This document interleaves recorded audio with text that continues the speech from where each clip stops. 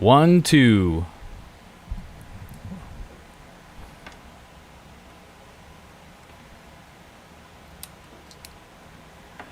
Welcome, everyone. Welcome to the Wednesday night 2-meter crew anti-net, better than the WWE Monday Night Raw, where we double instead of body slam. We are mostly based out of FEMA Region number 9 and have over 2.2 million acres that have burned this year. But ham radio must go on. With our skies dark and our orange raining with ash, you will find us on the air, on Discord and Facebook around the clock.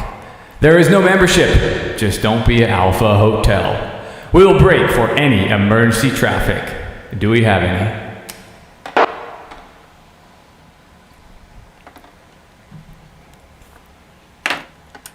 Big thanks to the Vaca Valley Radio Club for letting us hang out on this repeater right here.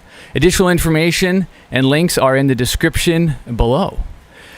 We meet every Wednesday right here, 7 p.m. on this repeater, Whiskey 6 VVR. And can be heard and watched on Ham Radio TV, a YouTube channel. You can also come and say hi via AllStar, EchoLink, and DMR. And of course, my name is Jason. The call here is KM6FAK. Tonight we'll be taking check-ins from around the world. Just throw out your call like you're trying to break a pile-up. And when I come back to you with your call, let us know your name, location, and what is new with Ham Radio for you. At this point, I want to check in with Nick up in Washington. Go ahead, Nick. Hey, thanks, Jason. This is Nick, KN6DAL, up in Everett, Washington.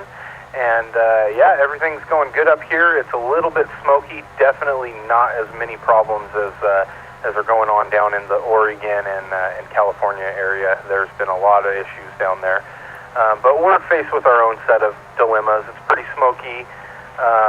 Luckily, we haven't seen any kind of fires in our region on the west side of the mountains, and that tends to be the case. But, yeah, you know, I will say it's a lot of work to coordinate this thing every week, and I want to say a big thanks to Jason. You know, he puts a lot of effort into juggling all kinds of different things, and amidst that, he's constantly trying to put out really good content for everybody and keep everybody networked. So if you're watching YouTube, make sure you hit that thumbs up button and show your appreciation to him, and then all the other people that are coordinators in here, hats are off to all the work that they do. So I appreciate that, and everything's pretty lively on YouTube and Discord. There's been a lot of great conversations going on, so if you haven't jumped in there, feel free to come in anytime. And with that, I'll give it back to you, Jason. All right. Thank you, Nick. Another thing I wanted to make sure to let everyone know, next week I will not be available, so Nick will be running the net. He will have that. I just need to move my screens here. He'll have the net on his channel. Link is in the description below, but his channel is Northwest Ham Shack up there in Washington. So it'll be right here on the same repeater and just different channel. So real quick before we get started tonight, I wanted to share a few things, kind of interesting things I've stumbled onto. Maybe you already know, no big deal. But if you go to alertwildfire.org, so no spaces, alertwildfire.org, and I'm showing it right now on my screen. It is tied in. It is somehow sourcing, I should say, a lot of different cameras from PG&E to Forest Service. And if you're not here with us in FEMA Region 9, you might not realize what our skies look like, and it's incredible. Now, I will tell you, this Mount Vaca, I think something happened to this camera. And again, I apologize if you're on the radio, but I do recommend this website. It still shows Mount Vaca is on fire, so that's super scary. But I'm thinking there's just a bit of a glitch in the system. Let me reset the repeater. Also, a few other websites, which I think are way cool, is, I'm going to spell this out, sidc.be. And what you're looking at here is I think they're a college group. Didn't read it that much. I'm kind of one for pictures. But the picture will show you the sunspots. And it's some kind of study, research. They've been doing it since 2008, and it's really neat to see. It got really high up there in 2014. You can see it just crashing towards 2018. We kind of hang out at the bottom for 2020. But these smart people, maybe they're scientists, they're projecting a pretty nice line in the upward direction. So that's really cool. Cool website there. And the other website, you know, probably a lot of you are already aware, but the APRS.FI. Very interesting website. I just got my FTM 400 up and running, having a lot of fun with that. I might be overmodulating there. And we're going to have a guest speaker on in about 2 weeks, all about APRS. He runs several different digital nodes and eye gates and things I don't even understand yet. So he's going to be coming on in about 2 weeks. We're going to get to talk to him. So very excited. And of course, good old WG5EEK.com. You really need to know this website. All sorts of cool links. I like to show this quite a bit in my background. Shows everyone that's connected. And if you're looking at it now, you'll see if you're connected digitally, your QRZ photo will show. If you don't have a QRZ photo, well, you have a bent over tower and we're missing you. So that's what's going on there in the picture behind me. Hello everyone in the chat. And let's see. Let's first open up the airways. If anyone would like to throw anything right up front, go ahead.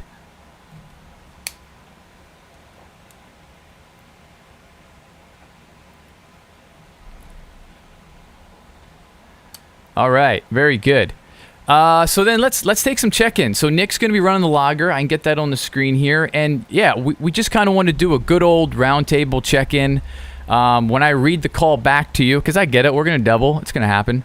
When I read your call back, just let us know your name, where you at, and what's new. And if you got nothing new, no problem. Maybe throw out a question, and we'll get to that a little bit later. So QRZ, go ahead with your call. November 7, Yankee Mike Whiskey. Yankee Mike Whiskey. Good evening, Jason and Nick and the rest. Can6BXX. Good evening. Michael from you-know-where. Well, hold on a second. I'm going to repeat the call back, and then I want to hear from you. Just name and location, whatever you want to let us know. So there was a whiskey right before you there, Michael.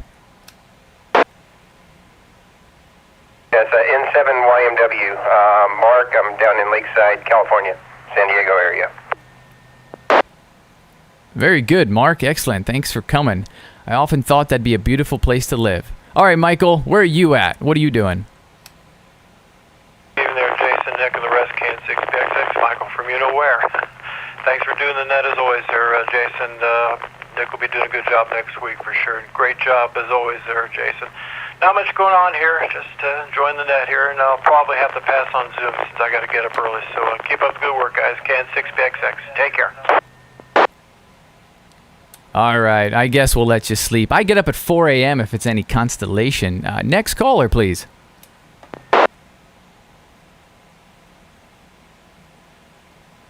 N6MUE. N6MUE. I might have messed that up, but go ahead.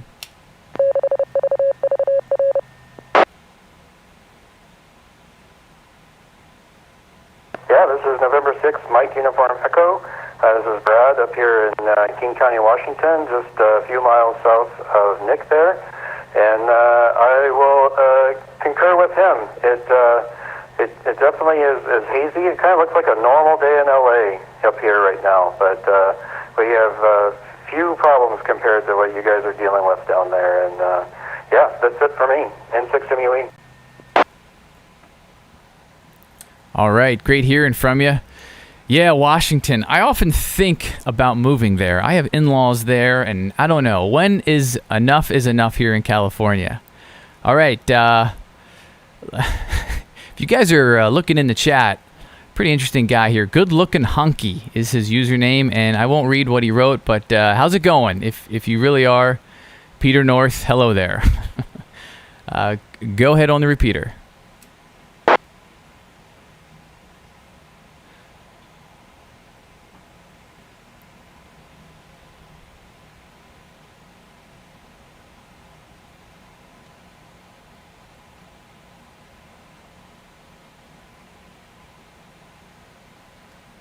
Uh-oh.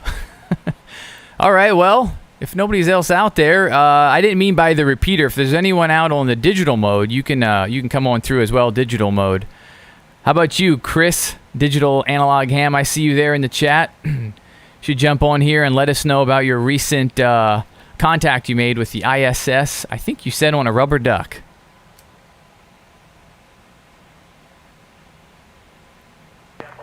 Yeah, good day, Jack. Just muting my YouTube. Yeah, very nice to join in. I've got the week off work until the station there. And yes, I did it on a handheld rubber duck. Well, very good, Chris. You should see the link to Zoom there if you'd like to join. It's in the Discord.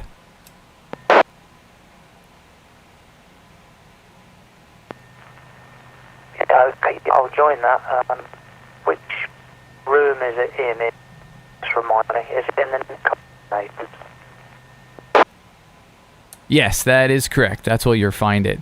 And yes, for people in the chat wondering, so Chris is over in England or Britain, gosh, but he's coming over digital and a little bit of a crackle breakup there. But we see if we can't clear him up with some Zoom action here. So thanks for calling in, Chris. We'll see you in a little bit, hopefully.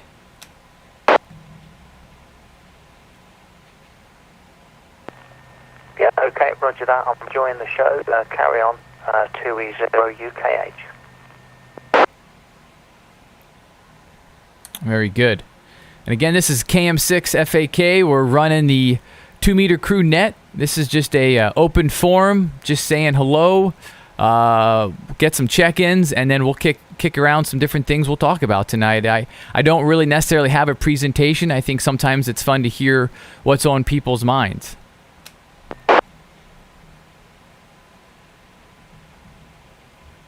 Whiskey 6, Papa India Charlie. Go ahead, Papa India Charlie. Yeah, hello everybody on the net. This is Steve in Rockland, and for you guys who are out of state or even out of the country, about 20 miles northeast of Sacramento, California. Not much going on here. Been working on a solar generator, hoping that the skies will clear, or at least the smoke will subside a little bit, so I can get out in the field and try this thing out. That's about it here. Yeah, at this point, generators are a necessity. As we approach the fall, I do fear for the higher winds in which PG&E now shuts us off for safety measures. So yeah, at this point, a lot of people have been buying generators. Okay, next person checking in, please. Hello, Juliet 6, November, Oscar, November. NON, go ahead. Oh, good evening. No traffic or anything. Just figured I'd say hi. We got your video here up on the computer, and switch over to that after we're done, or after I'm done on the 2 meters. So beautiful signals tonight. All right, yeah, very good. Yeah, I noticed our repeater has a little bit of a crackle driving an hour away from where the repeater is for work every day. I've noticed it kind of came down with maybe a little bit of a cold. I won't say the flu, but yeah, we're gonna run this for a little bit here on the repeater, and then I'll drop the link to Zoom, and we'll get everyone in Zoom and just hang out. And a lot of times we just talk antennas, or we figure something out together, even if it's wrong. Next person like to check in. Go ahead. Whiskey 6, Bravo Kilo Mike. Bravo Kilo Mike. Go ahead. Good evening, everybody. This is Bill up in Auburn. The only thing new is I'm finally back enjoying the anti-net. I missed about the last month's worth. So again, thanks Jason and Nick for doing this for us. Very good. Yeah, great to have you. And matter of fact, I took, I think it was 3 weeks off. I mean, 1 week we completely canceled it. That was when the fires were, ripping into Vacaville. And then 2 weeks prior, I was off. So, we've been kind of taking a little bit of a siesta. But yeah, we're back at it. Like I said earlier, Nick's going to take it next week. And then I'm really looking forward to the week after that for this APRS presentation. All right, next person like to check in. 656, Hotel. I recognize that call. Go ahead, Hotel. Good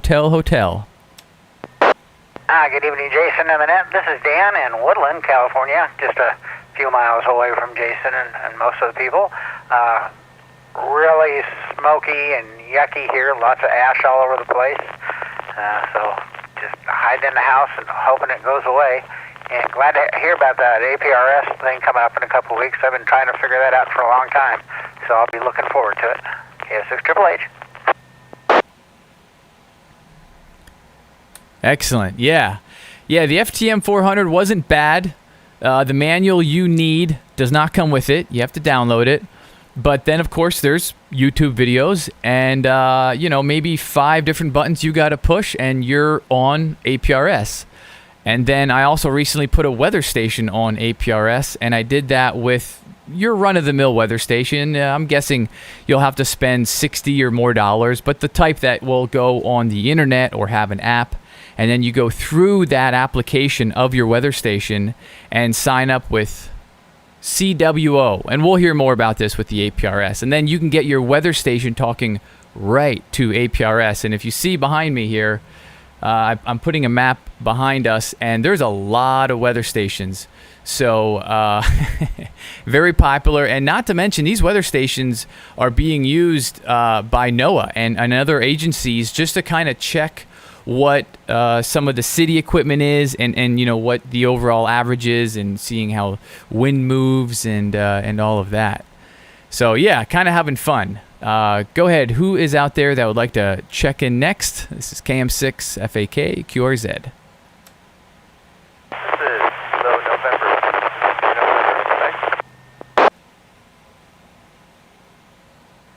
Oh man, you're on the edge. Try it again. You're a little broken.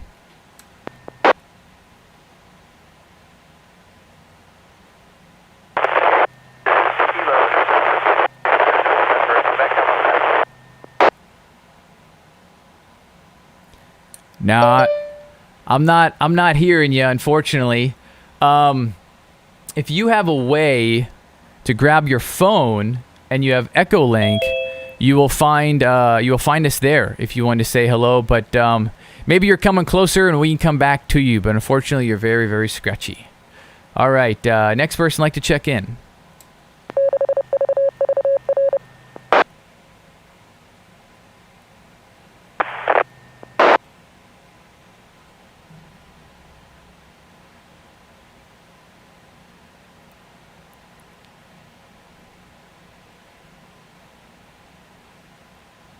I'm just allowing some room there. I know the digital modes sometimes will go slow, but we're looking for any check-ins here on the Whiskey 6 VVR repeater. I am KM6FAK, and we're having the 2-meter crew net.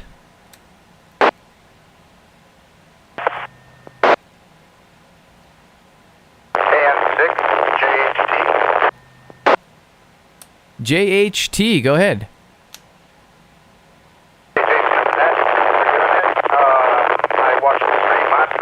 I got a little bit from the Discord. This is KM6, JHT, Chris in Yuba City. And back to you.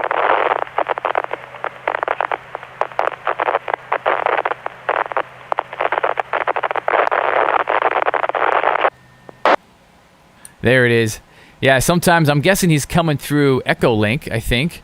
And maybe it was hanging there. But hey, good to hear you. Thanks for joining us. Yeah. Stick around. You can join us in Zoom here in a little bit. This might go quicker than an hour, but that's okay. Looking for next caller, please. KK6 AUI.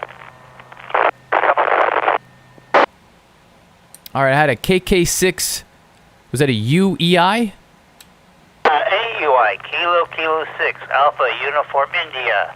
Craig here in Sacramento. And I just wanted to say, you mentioned alert wildfire earlier, and don't stop looking just because it's night. There's been some really interesting looks at the flames on some of these hills here. Yes, you're absolutely right. You just never know when you start seeing that glow from a distance. I figured we have cameras up on a lot of these sites, but I had no idea the amount. And, for me, I kind of stick to my local area. But of course, getting on this website, you can see other parts of California or even further out than that. Yeah, it's well worth it. Awesome. Well, why didn't you tell me sooner? I'm kidding. Alrighty, next person like to check in. KN6VNQ. Good old Brian, VNQ. How's it going there in Woodland? Here we go. I finally got through. I had to switch positions. It is, well, Dan's got the southwest side of town. I got the northwest side of town. I posted in the Discord a couple of pictures in the Getting Active Outside section. And yeah, it's just, I've never seen it this bad with the ash. It seems like it's worse than when the Berryessa fire broke out. But it's like Ryan said, it's basically like sand over here. It's stopped raining for the most part, raining ash. So we're hanging in there. Thanks for doing the net tonight, Jason. KN6VNQ. All right, Brian. Yeah, absolutely. I was at work earlier, and it was, 10 a.m., and it looked like it might be the last day here on planet Earth. And I was telling my coworkers, I don't think I want to be here with you guys if that is what it is. But I think we'll get over this. Maybe we'll be surprised with some rain soon. We can only hope. All right, next person would like to check in. Go ahead with your call.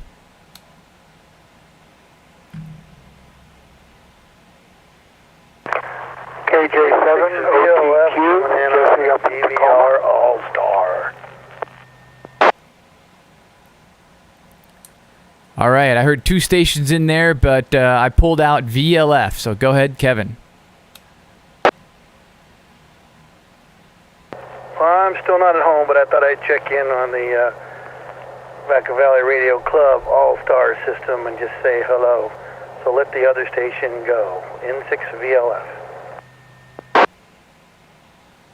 All right, thanks, Kevin. You're coming in clear. Go ahead, other station.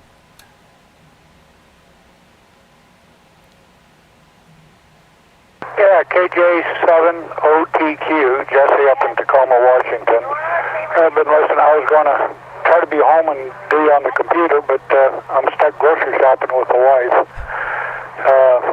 It's been doing a lot of shopping for equipment. I ordered up the 7300 ICOM. I'll be picking that up on Friday. So back to you, Jason. Oh boy, you have to feel like a kid at Christmas with that 7300 headed to your house. That is a beautiful radio. I don't own one, but I know a lot of people that do, and they've just had the best luck with it. So, well, very good. Up there in Tacoma, that could be one day a place I live, right around there in Gig Harbor. My in-laws are there. So great to have you from up there. And we'll be on here for another, maybe you get back from the store in a little bit and can join us in Zoom. Who else is out there who'd like to check in? KJ6EKR, this is Chris in Woodland. Chris in Woodland, go ahead. That's all. I was just listening, thought I'd check in. Back to you, KJ6VKR. Excellent. Nice to have you. Yeah, we're here every Wednesday. And people are asking in the chat about Discord, so it might be just easier to say. In YouTube, I put it into the description, and there's a link right there in the description about Discord. We also have a Facebook group. I didn't mention that. I put that there as well for a link so you can see. Those are the two best ways to kind of keep track with what we're doing is a Facebook group and then Discord. And, Facebook, it is what it is. But on the Discord, we're really trying to enjoy each other and ham radio. And we're asking you to use some kind of handle. Doesn't have to be your name. But absolutely want to see your call sign. And if you don't have a call, not a big deal. Just reach out to a mod. Let us know you don't have a call yet. But I'm very interested in getting one. Because one thing I've noticed, we've got a lot of new operators. And I still consider myself new. And that's very exciting to see all this growth within the hobby. And thank you. Nick just posted that there in the chat. All right, so who else is out there listening in RF or digital land like to check in with us? This is KM6FAK.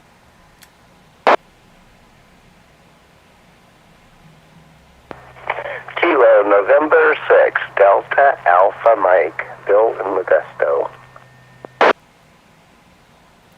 Hello, Bill in Modesto. How are things your way?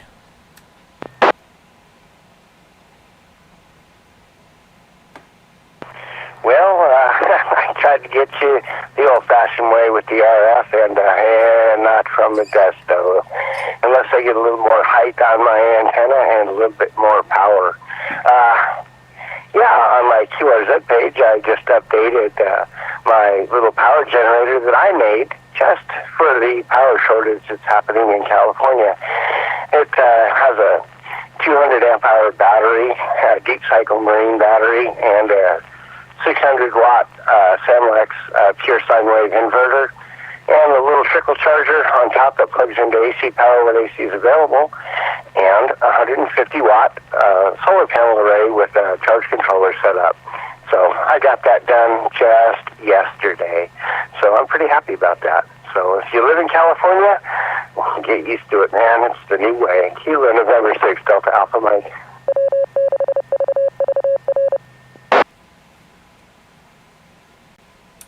Oh, I know it. Yeah, I don't, these power shutoffs are crazy. But, speaking of QRZ, I mentioned this earlier, but maybe you're not aware of this. If you're connected to us digitally through EchoLink or AllStar there, it will pull your QRZ profile photo, and I'm showing that behind us there, and I can see we got a handful of people in there with us, but we're missing your picture. So if you update that, it'll take, 5 or so minutes, and it'll update that photo, and you can share whatever you like to share. Who else is out there like to check in? Hey, Jason, it's Phil, KM6QLG. Hey, Phil, what's new with you? Oh, not much. Just checking out the web night here and monitoring the Berry Creek fire up there. I got some property. I was just up there. Came home on Monday, and overnight Tuesday it blew up. Just kind of monitoring to see if my property's still there, not charged. Oh, man. Yeah, that's got to be really nervous. It's one thing when you're there and you can evacuate, but in your situation, yeah, you're right. I didn't even really give that much thought. Everyone that has that second home or cabin or whatever you might have, and obviously there's no way for you to get there and do any kind of preparation. So, oh man, yeah, we're all going to be gunning for you, so to speak, and hoping all this kind of does its thing and really takes as least properties and people's lives, of course, as possible. But yeah, these fires in California are something else. Growing up in Pennsylvania, this is a new experience for me. Yeah, Cali's kind of burning up. Tried to call my neighbor and hadn't got through to him yet. In that Berry Creek area, there are people that are burn victims, and they got a volunteer fire station 62 Berry Creek that ambulances others are staged, getting people to medical care. It's crazy. A lot of evacuation areas. Orville is pending.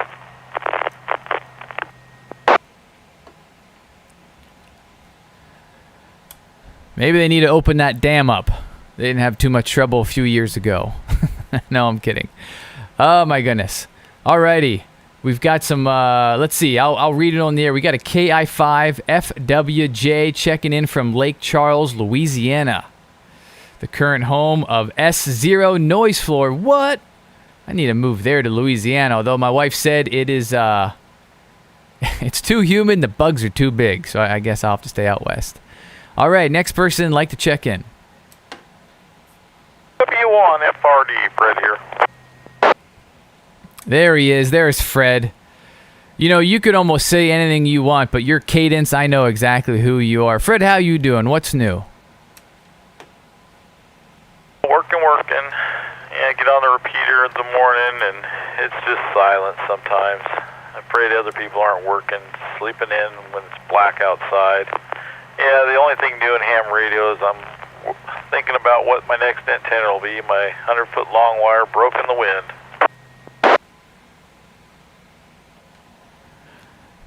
Oh my goodness. Yeah. I know an antenna building is endless, but I think that's part of the hobby, and it really makes it fascinating.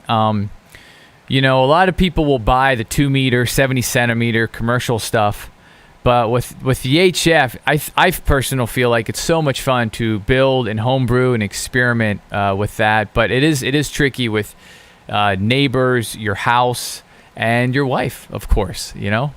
Also, while I'm thinking about it, here in a little bit, we're going to hear from Chris once I kind of let go of the repeater. But I brought him up in our little boxes here, our little Brady Bunch boxes. But Chris here is the Digital Analog Ham. And if you guys aren't familiar, that's another YouTube channel, another fantastic YouTube channel, I should say. And he does exactly that, a lot of digital stuff. I mean, if you're curious about DMR or Bridgecom or, you know, all these radios in that genre, he does a lot. And here in a little bit, we're going to hear from him and his contact with the ISS, because you might have heard they recently put up a repeater. And so I guess I should say he's not talking to the ISS, but he is bouncing off the ISS, which is super cool. All right, next person on the out there in RF or digital land would like to check in. Go ahead.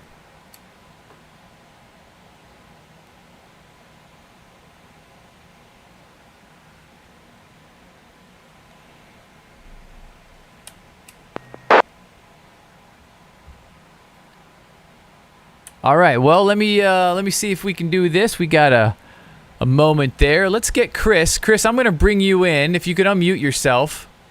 I'm going to bring you in through Zoom, and I'll put you out on the air. And so I know you recently did a video on it, and I encourage everyone to go check that out. And he's in the process of muting YouTube. I know exactly what he's up to. But Chris, I'm going to keep this pressed down, so go ahead and give your call and let people know what exactly you did with the space station. Go ahead. Yeah, hi everybody. Is my audio okay? Just going through the phone at the moment. Yeah, good. Yeah, good. Yeah, it's Chris, 2E0UKH. And I've been experimenting getting in on the repeater on the space station. And in the UK, we've got like between midnight and 6 in the morning, I've got like 3 or 4 passes, you know, to try out every night. And it just coincides with my week off work. So I'm tracking it at the moment, actually. I've got a pass coming up in about 10-20 minutes. So I'll definitely hear it, but whether I can hit it, I can try and hit it on the show if you want. Yeah, and what is your setup when you're using that crossband repeater up there? Nothing special. I've done it on an indoor quarter wave homemade area, which is in the loft, and I can hear it, you know, 500 miles away. I've heard it, and I'll just flip. You know, I'm on my phone here. I've got it on a stand. I'll just flip the camera around, get it off the stand, and you can see my setup here. So I'm watching Jason on the big screen. Got the monitor on the left, and I'm tracking it at the moment. And it's just left South America, and it will be coming over the UK in about 10-20 minutes. Very nice. And what website are you using there? Satflare.com. Satflare.com. Okay, yeah, that looks like a very cool website. So I'll definitely hear it. I'll definitely hear it. I'll be listening on the FT-991A. I always hear it, but it just depends on the angle of the pass. Okay. Well, very cool. Well, thanks for joining us, Chris. I'm going to let the repeater reset. And who else is out there that would like to check in before we kind of wrap things up here in a little bit and head towards Zoom?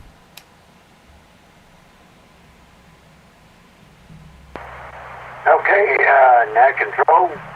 Please copy. Kilo Golf number 5, Foxtrot, Romeo, Quebec. Kilo Golf 5, Foxtrot, Romeo, Quebec. Over. Yeah, we got you there, KG5FRQ. Where you at, and what's new with you?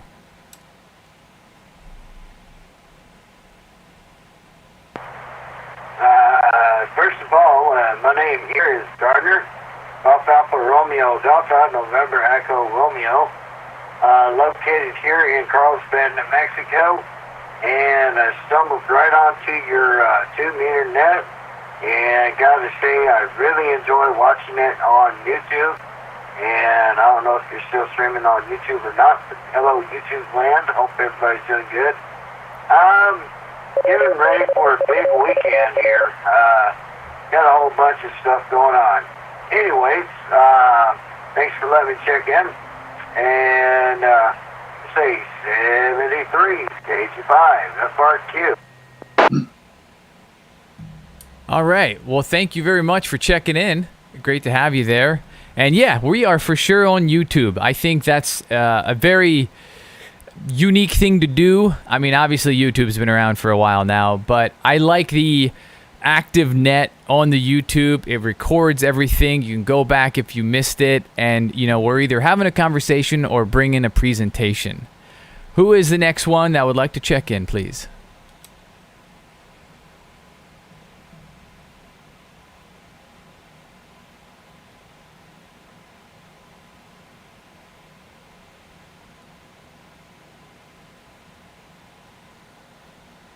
All right, well, let's see. I'm checking out this website. I just got it opened. And so that's SAT, S-A-T, Flare, F-L-A-R-E.com. And then where did I think I went online tracking. And I went space station. So those are the tabs that you have to click. And then it loads. And that is really neat to see. You can see it. Let me see. That was not the right tab. I'm still a lot of different options you have on this website. There's so many cool websites out there. That's kind of fun to share them. All right, I'm here, KM6FAK. Anyone out there would like to check in? If not, we'll be dropping the link here real soon, and everyone can jump in Zoom.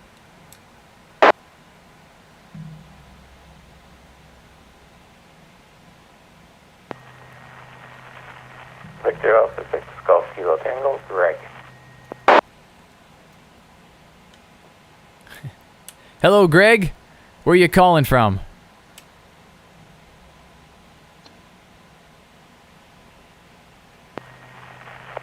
I'm calling from Calgary, Alberta, Canada. Just thought I'd say hi and hope everything's going well down there. I know you guys are in a stressful time. Thank you. Yes, it is very interesting currently. Canada, what's it like right now in Canada? Do you guys get fires?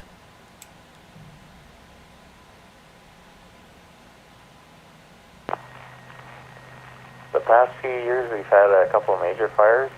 This year, we've got a few going on, but nothing too extravagant, I guess. Well, they're far enough away from most places that they're not affecting anything too much. You just get a little smoke here and there, but nothing compared to what you guys are going through.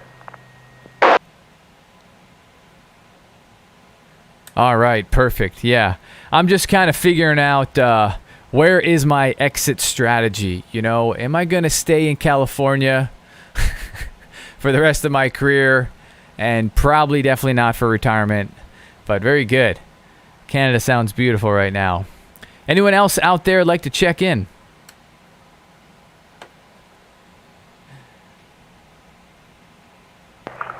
VA3XDB. I heard a XDB. Go ahead.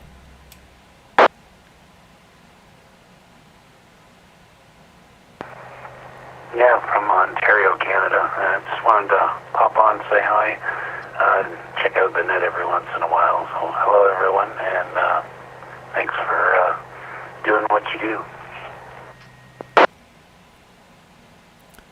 Oh, thank you. Yes, and I always kind of look at this as this is for everyone, kind of by everyone. You know, I mean, I'm always looking for guest people that want to come on with presentations. So let me know if you're out there listening and you'd like to share some knowledge or maybe even what you screwed up recently. We can definitely do that. So this is just a time to put on your calendar every week to do a little ham radio. And I see a few people got their photos populating here in QRZ, so how fun is that? All right, do we have anyone else out there like to check in?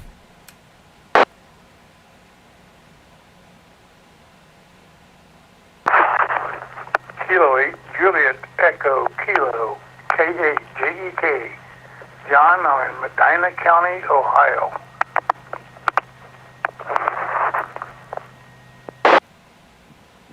Hello, John from Ohio. How are you out there and what's new?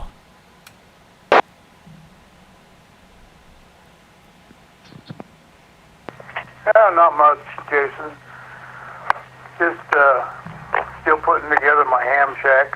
I got two of them.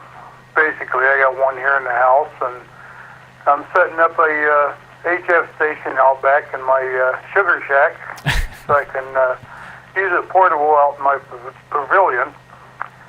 And yeah, other than that, just staying at home, trying to stay safe. Good.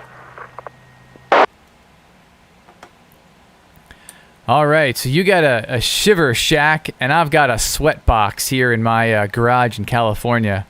Although it's pretty good right now. It's 82 Fahrenheit, that would be, of course. And I would open my doors a little bit more than what they are, my garage doors, but it has literally been snowing ash. And so not trying to get all that in here, because then, you know, garages get dusty as it is, so... Very good. An indoor shack and an outdoor shack. These are some life goals of mine. Who else is out there like to check in?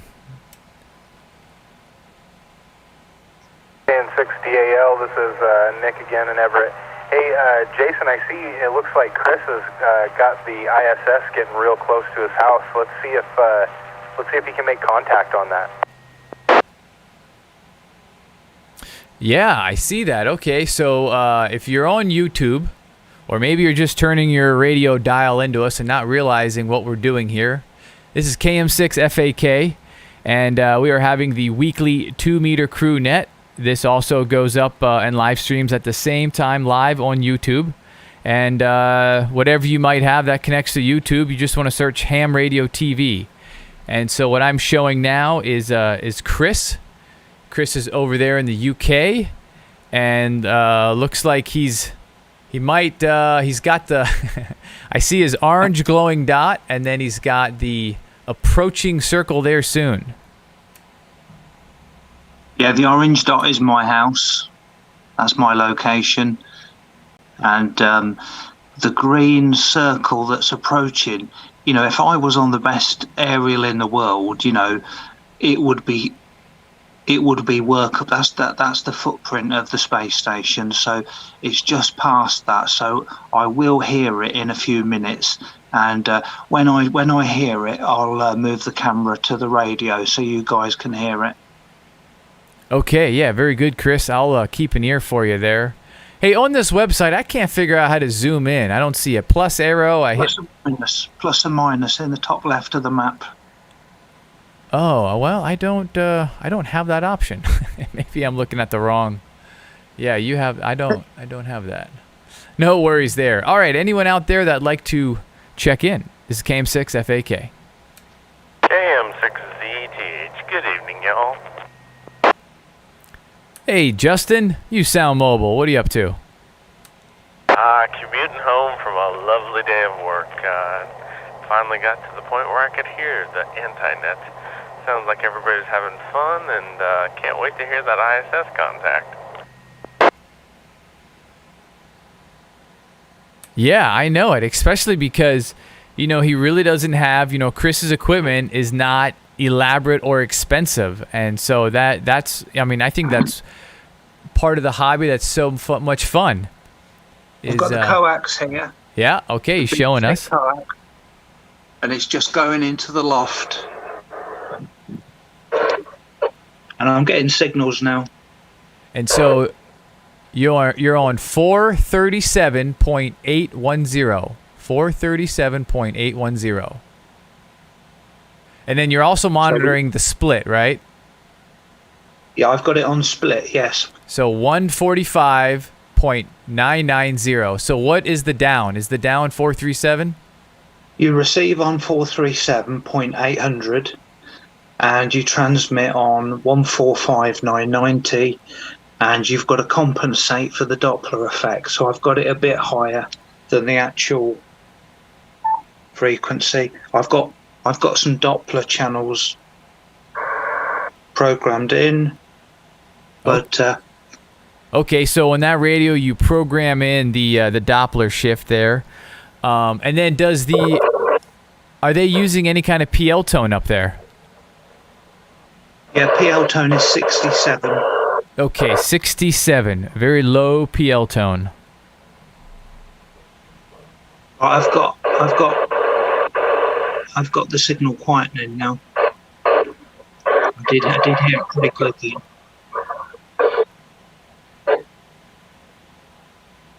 So on the map, it's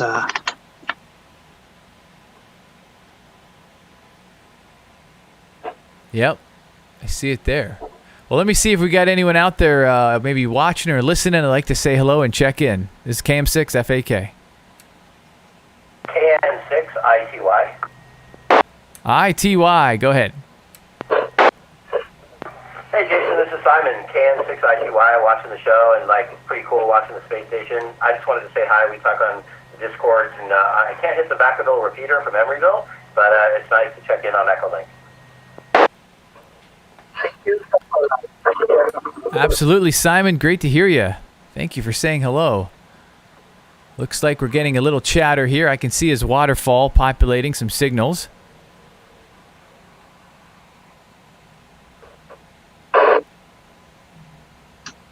All right, next station out there, I'd like to check in.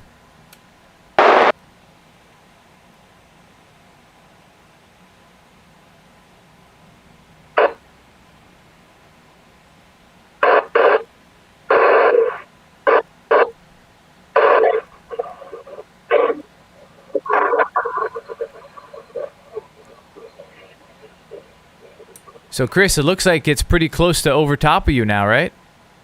Yeah. And I suppose, this is a type of repeater, and you're only going to hear traffic on a repeater when there is some. So, maybe it's the middle of the work week. Yeah, well, I don't know if you heard it, but I did get someone saying CQ a minute ago. Okay.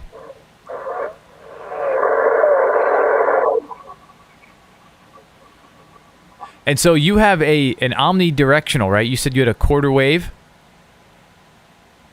But anyway, I'll let you get back to your show. I'm still here, but we did hear it, but it wasn't good enough to get a contact. But you've got to keep trying. Oh, yeah. Yeah, absolutely. It's like fishing. Yeah. It's not guaranteed. Now it's over Europe now. Okay. And to clarify, you said you're on an omnidirectional, a quarter wave antenna?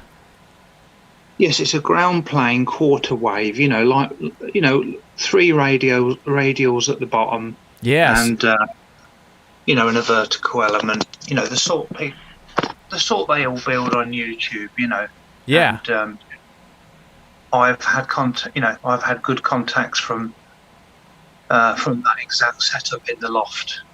Wow. Boy, I can only imagine what that'd be like with, an elk or an arrow, something directional where you can really just get some gain and point right at it. Exactly. Yeah, excellent. All right, well, thank you, Chris. All right, we're going to be shutting it down here in a few on the repeater and heading over to more of a Zoom YouTube hangout, so please join us.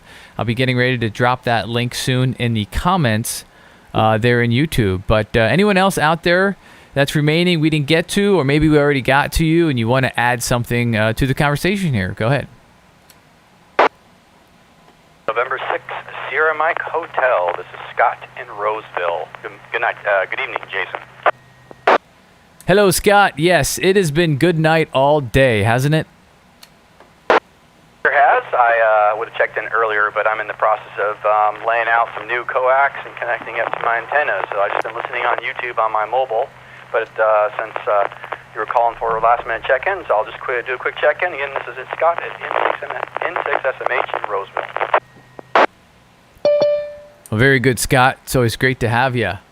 Okay, the floodgates are starting to open. The link's been dropped there to Zoom. So hope everybody can join us. I'll listen to the repeater for a few more minutes if anyone wants to give a late check-in. This is KM6FAK. KM6QLB, this is Vincent Pittsburgh. Want to just say hello and thank you for doing the net. Excellent. All right. Well, thank you. Jason? Yeah. I'm just going to send you a link to a successful contact I had, and you got audio and everything. Okay, great.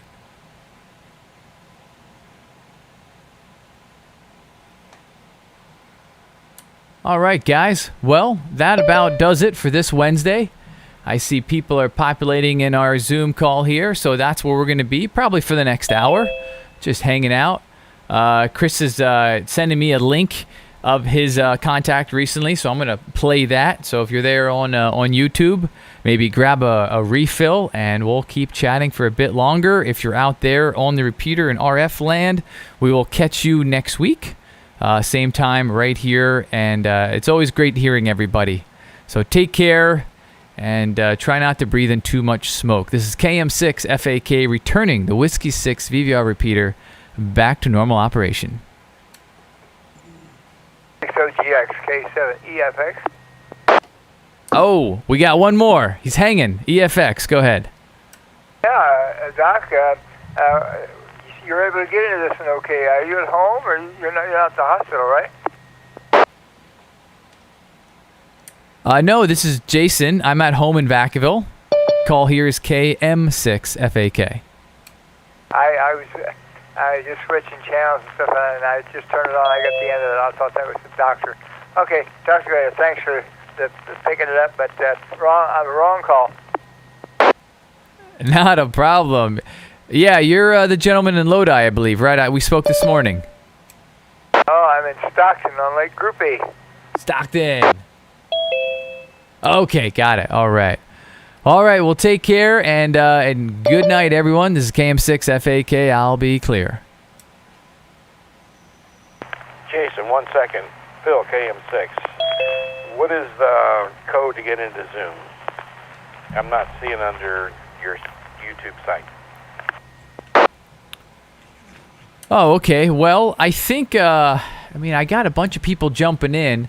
So I'm going to guess if you just click that link, will that work, or does it come up with a code? It worked here for me, Jason. Okay, good to know.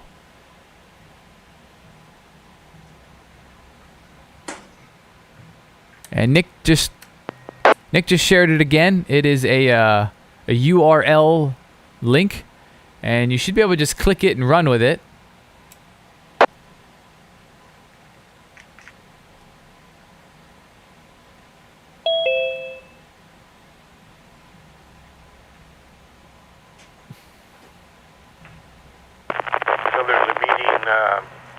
ID number?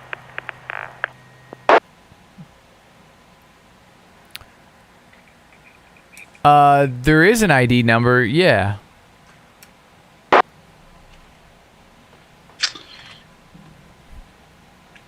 What happens when you click on the link in the YouTube chat?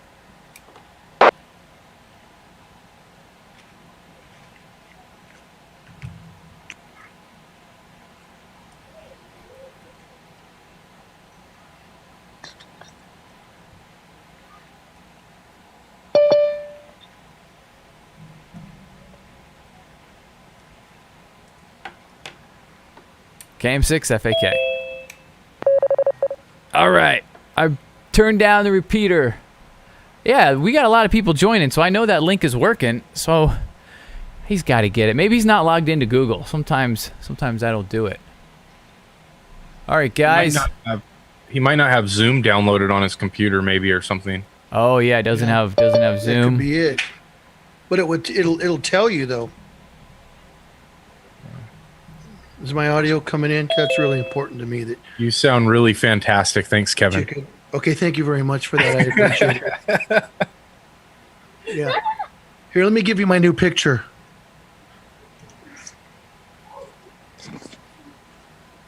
There. See? It's really good. I'm going to be working on something, and we're going to play. You guys just go on, and we'll play Can You Figure It Out? Pretty dumb game, but somebody will figure it out. Somebody will figure it out. Multimeter direction finder. Yeah. Well, that was last week. You got out, Molly. Stop. That was last week. This week is completely different. I'm not doing a present. I'm just hanging out with you guys. I just got in. Let me get down here. Yeah, there we go. I just got in. I'm just hanging out. I'm waiting for a visitor in the shack here within the hour. So Chris, where did you send that link? Was it in Discord then? Facebook Messenger. Ah, okay. And that was on an Anytone 878 with a rubber duck. All right. Rubber duck. Whack. Aflac.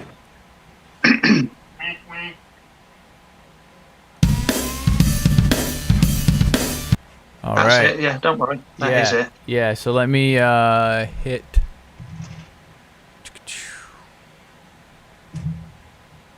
It's a lot to manage, all these screens. So let me hit share screen so everybody else can see it as well.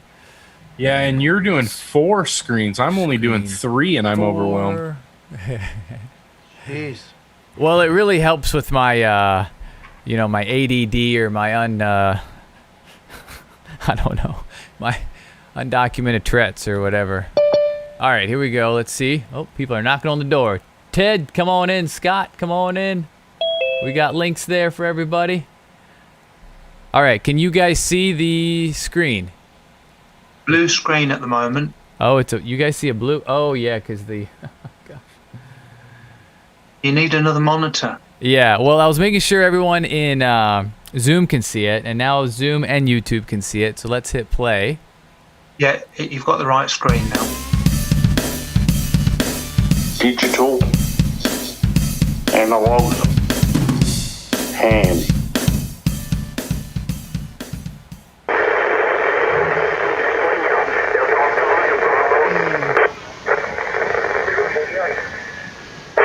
Turn the volume up a bit. 0 Uniform Kilo Hotel Hotel.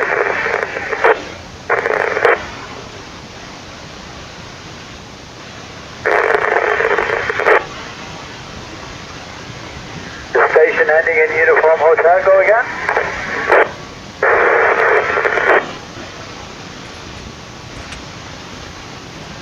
Echo India 4, Echo Sierra Bravo. The station ending in Uniform Hotel, go again.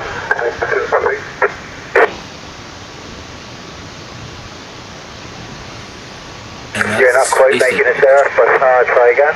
Secured as a Delta Lima 5, X-ray Lima. 2 Echo 0, Uniform Kilo Hotel.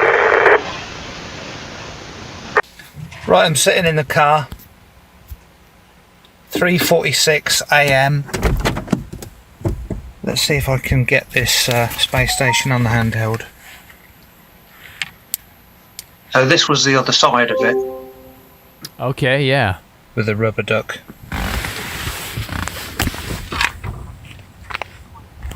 So, I mean, you're only doing, what, 5 watts?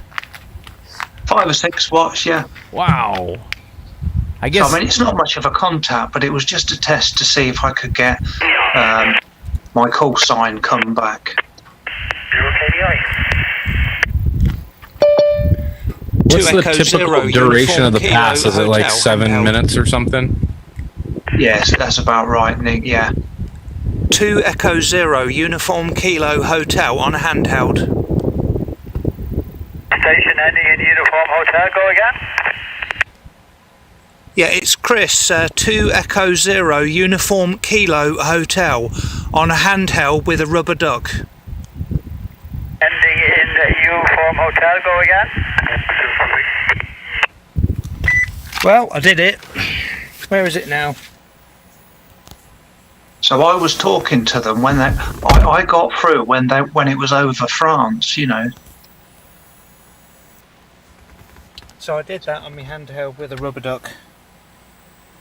Yeah, imagine if you had 25, 50 watts in a directional. Well, That's another one there. Well, very cool. Let me stop sharing. Get everyone back.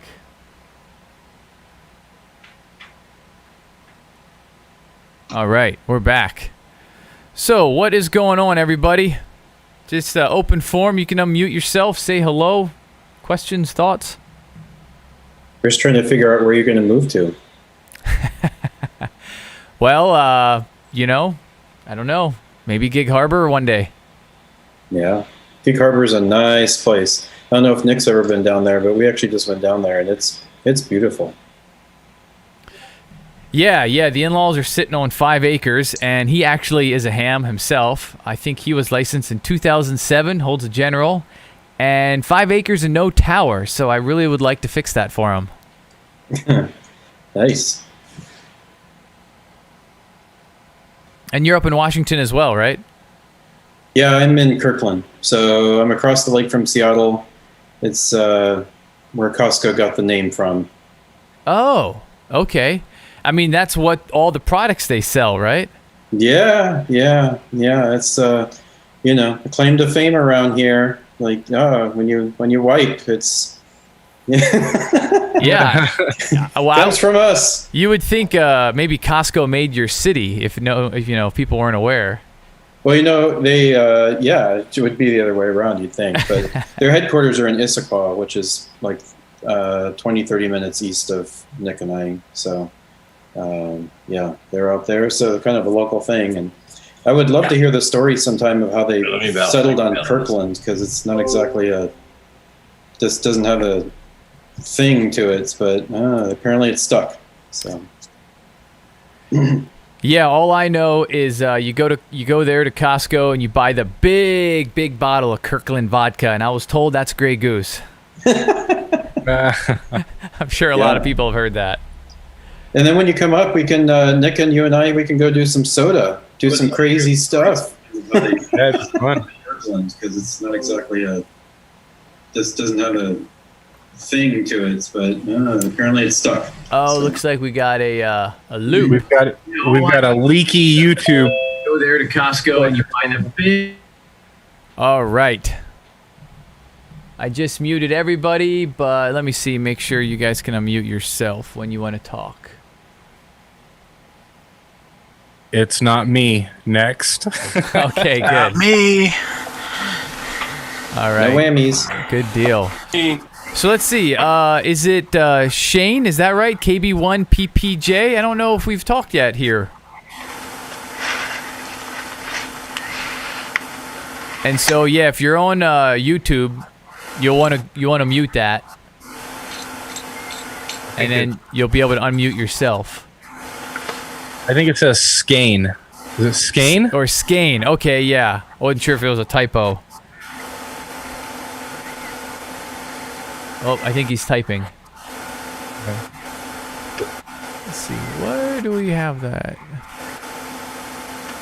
You're muted right now, Skane. There's a mute button in the lower left-hand corner. Bert, you're sending a lot of other kind of white noise through, so I muted you. Who, me? No, Bert. Oh. Yeah. I just want to let him know. I was wondering who that's coming from. So any of you guys... There's a cat on your face, Brad. Go ahead, Mark. We hear you. He wants to eat. Yeah, so I've got right here in the background. See if I can figure this out without knocking everything over. Just picked up that's a Heath kit. Ooh. SB 220. So I'm getting ready to do the replacement capacitor bank and. How much fun is that? All the Harbaugh parts for it. So that's my current project. Oh, that's fantastic. Trying to get out on the get other countries to hear me. Yeah. Oh, that's fantastic. How much? I mean, that'd be a lot of fun to build. Yeah, it's already built. I mean, it's old. So I figured like all the electrolytics and stuff in it are from like the 1970s. So I figured it'd be safe to replace those before I put it on the air. Plus, it looks like I'm gonna have to run power for it. Says it's wanting to draw like 18 amps or something like that on a 120 volt circuit. So oh wow! Let's put a dedicated 20 amp circuit in, or do 220. I don't know. Yeah, run some 10 gauge wire. Kevin, I think a 20 amp electrical circuit is it's 12.2. So yeah, you could get away with 12, but I mean, if you're gonna do something specifically, I'm not sure what the price difference would be just to grab some 10. Yeah, I mean, I've got the house cut open. We were pulling in network cable for everything. So just got done doing that, and I haven't patched everything up yet. So I'm like, well, it looks like I'm gonna have to run power too. So so time to do that. And where are you at with your 7 call? Your location? Originally, I got the 7 call in Bremerton, Washington. Okay. So when I was stationed up at Puget Sound Naval Shipyard while I was in the Navy, down here in San Diego now. So I'm in Lakeside, so it's East County, San Diego. Okay. I think I chatted with somebody that was they'd done some work on the Iowa battleship a couple weeks ago, last week. Okay. Or week before. Yeah. I don't know. I've heard a few of those ships on the air before. Yeah, Iowa battleship is great stuff. Yeah, we've got the Midway down here. I've been meaning to go down there and check it out. I haven't been on it since it was actually active duty ship. So like early 90s, right before they decommissioned it. Got it. Now, have you ever been tempted to change your call to 6? No. No? I've had it since May of 1992. Awesome. And it's got my initials in it, so I'm leaving it. Yeah, there you go. That makes sense. How about you, Nick? You going to change to a 7 call? I've thought about it, and I could have. I mean, you can change to a vanity call pretty much anytime you want, and for some reason I like my call sign, and I feel like I don't really need to change it for anything. The people that I talk to on a regular basis recognize it, and I feel like DAL, like the end of it, breaks through. Whether it be, I don't contest a whole lot, but when I do, make some contacts in an HF contest, it seems to break through okay. So I don't know. I think I'll keep it for a while. If I get tired of it, I can always change it down the road. As long as the FCC doesn't decide they're going to start charging for that too. But whatever. I don't care. I like it. Well, good deal. What is the mad scientist working on there? Is that a robot, Kevin? What are you doing? He's busy. Yeah. Oh, he's got to grab an unmute there. That's an amp he's going to give away to the loudest person who says Kevin, Kevin, Kevin fast. Is that Nick's amp? No, I think Nick's is closed up, polished, sealed, and Bert got it. Bert wins. Bert, you win. You won the amplifier. You get the free amplifier. I'll be right over. Be right over. I don't have the other camera set up here very well. You know what I mean? That looks like a Heath. Is that a Heath kit? It is a Heath kit. Let's see. Oh, that's a 200. It's a SB 201. Oh, 201. It's one better. Not 11 better. There it is. Right now it's here's what I'm using to key it. Now, for all of you YouTubers and out there or Zoomers, what do you have to watch out with on these when you hook it to your newer radios? Keying voltage, because there's 120 volt DC on that thing. Was that Ted? That's Mark. It's Mark. Mark, where's Mark. Okay, that is exactly correct. And what happens if you hook it up and you don't put your soft keyer on there? The smoke comes out. Forest fire. You burn up the relay, just like is burn up on. You need that. It's becomes a gender reveal party. Yeah. Yeah, you see. I wasn't gonna say it, but you did. Yeah, you see that radio right there? You said new radio. That's a You were. 756 Pro 2. I know. It's I'm like joshing. within 10 years. That's new. I've to got me. a 7300 I'm having to deal with, but right here is a Harbaugh soft key. You can also use a legit. FET. Ah. You can do it with a FET. You can do it with a relay out of your junk box. You can also do it with a. Do one of these. Yeah. Is that from Harbaugh? No, this is from. This is just off Amazon. These are like $5. Yeah, those So are it's the an optical isolated relay. Yep. You can also use that. Exactly. Exactly. But anyways, we're waiting for Santa Claus to come by, pick this up, and deliver it to the Good Little Ham. Now, the Good Little I Ham thought it is- got lost in a boating accident. Those are the bullets. The ham is receiving this. Let me see if you can see this. I don't see right here. It was received without all of these screws. They're not the proper screws. Okay. Also, it was received with only 2 little feeties. Okay. So tonight, I just checked it on 80 meters. It is. I'm putting in about 10 watts, and I'm getting out about 50 watts, and I'm not even driving it that hard, and I'm not even trying. I didn't even tune it yet. So when Chris gets here, I'll let it be cool down. We'll slide it back in the box. So, Nick, you need to get some screws. You get some these. I don't think these are these may be the original. Anybody know if these are the original? Those. Hang on. Let me look. I don't think these are original. Somebody else worked on this, and it was not. What was broke didn't happen in shipping. There's you don't want to ship those things. That transformer will destroy it. That's the feed off of mine. I drove. I drove up to LA to get this thing. That reminds me of like a champagne cork. It has a bit of a flare or bell. Did someone put a little rubber foot on the bottom of the plastic one? Yeah. So what they've done is they've put they had a riser on it. So it's this thing here. Okay. And then the rubber foot is I suck at this camera stuff. Right here, and then they just put it through to raise it. So this is this part here is like a spacer. This isn't original, and this one has them on the front to get it up to get it raised up, and then the other screws. I don't know if you can see that or not, but that's just a little machine screw. Yeah, well, it looks pretty coarse. You guys, your audio. That's all that is My a computer little just jacked. machine screw. Really? Hey, Mark, can you show me that Amazon part that you used for a relay for the soft start again? Let me go. Let me look it up. I'll post a link, I was maybe. getting a link.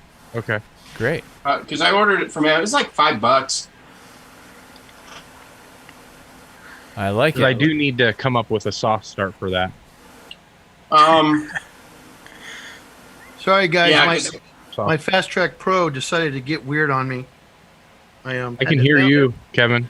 Yeah, what happened was this Zoom and Discord fight over the control, and what I did is you probably can't see it, but no, that's the wrong one. Down here on the floor, I have this is an isolation transformer, a little B&K. It's only good for about 3 or 4 amps. What I did is I brought this unit up slowly to make sure that, because we've been kicking it on the ground and knocking it over and stuff. So I want to make sure it was all right. So I brought it up and I left it plugged in there, and then I keyed it, and I was like, well, man, why is it not hanging in at 50 watts? And then I realized, oh, it's two things. It was this, and it's picking up my voice, because when you're on AM and you talk and you look at the average meter, it actually dips backwards. It doesn't go forward. So that's the 201. That's what, like a 500 watt or 600 watt or something? Yeah, it uses a pair of same tubes, 572B, and if the tubes are good and the power supply is healthy, and it's all the stars line up, it'll give you 600 watts PEP, peak envelope power, on sideband, and I can easily do a 500 watt carrier on CW, and I did on all the bands. So I just wanted to bring it up. I'm not going to go through every single band again, but I wanted to make sure it's just working fine. I got about 2,400 volts on the plate with and here's something else really cool. You guys see these before? Let me see if I can get this on the kilowatt. Yeah. How much is that drawing? I'm just curious, because now I'm really not looking forward to putting a 20 amp circuit in my front bedroom here. Idle current is 1.4 amps, and when you let me just key it, and I'll tell you. I'll key it with about just a few wattages. What? That's nothing. Yeah, just a few. It's 4 watt. It's 4 amps. You need a 15, 20 amp circuit. I mean, I'm running it off just my regular wall outlet, just a standard circuit here in my office, and it's working. It works fine. Mark, we didn't get your link because I think it blocked it. If you put it in the chat of Zoom, I can re-put it. Oh, okay. Yeah, I put it in the YouTube chat. Yeah, it blocks the links because people could put naughty links. Hang on. So how many people are on tonight? Sorry, guys, I just kind of showed up and just kind of started being weird. Talking out of your belly button. Wait, why is this? That said it was going to Bert. Hang on. It's a mid-sized party, Kevin. Just a mid-size. Okay. We go to everyone. Yeah, I went to everyone. But anyway. There we go. Thank you. So, just so Nick knows, you need to, when you get this thing, you need to go get, there's a ton of screws that we're missing. So I left a little work for you. That's fine. I appreciate your help. The defective component, I think, is right here. So, Mark might know this. He seems like he's learned a lot about. This is. Oh, I'll put it here. Is that one of the Sprague bubblegum caps, or? No, it's a resistor. It's a 1/4 watt resistor. Okay, and I can't get it in focus, but it's a 1/4 watt resistor, and it's looks like it's 1.5 ohms, and it's the plate. It's actually in the grid meter circuit. So what I noticed is when you turn these amps on, and they're old, I put one in that's like a 1/2 watt or something. But what happens is these guys have a little grid circuit, and what's in series with that 120 some odd volts is this resistor that's the shunt resistor for the grid current.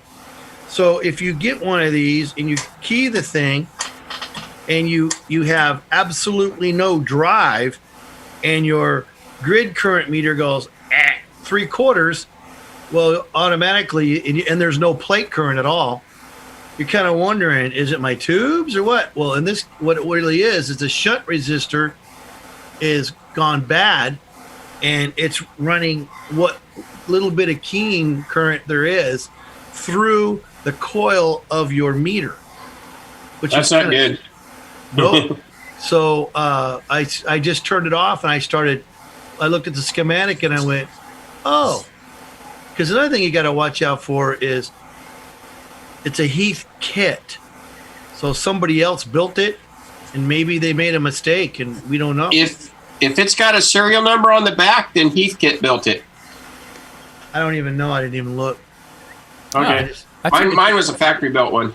That's a cool fact. This one looks like, okay, if the factory built it, they hired some some teenager.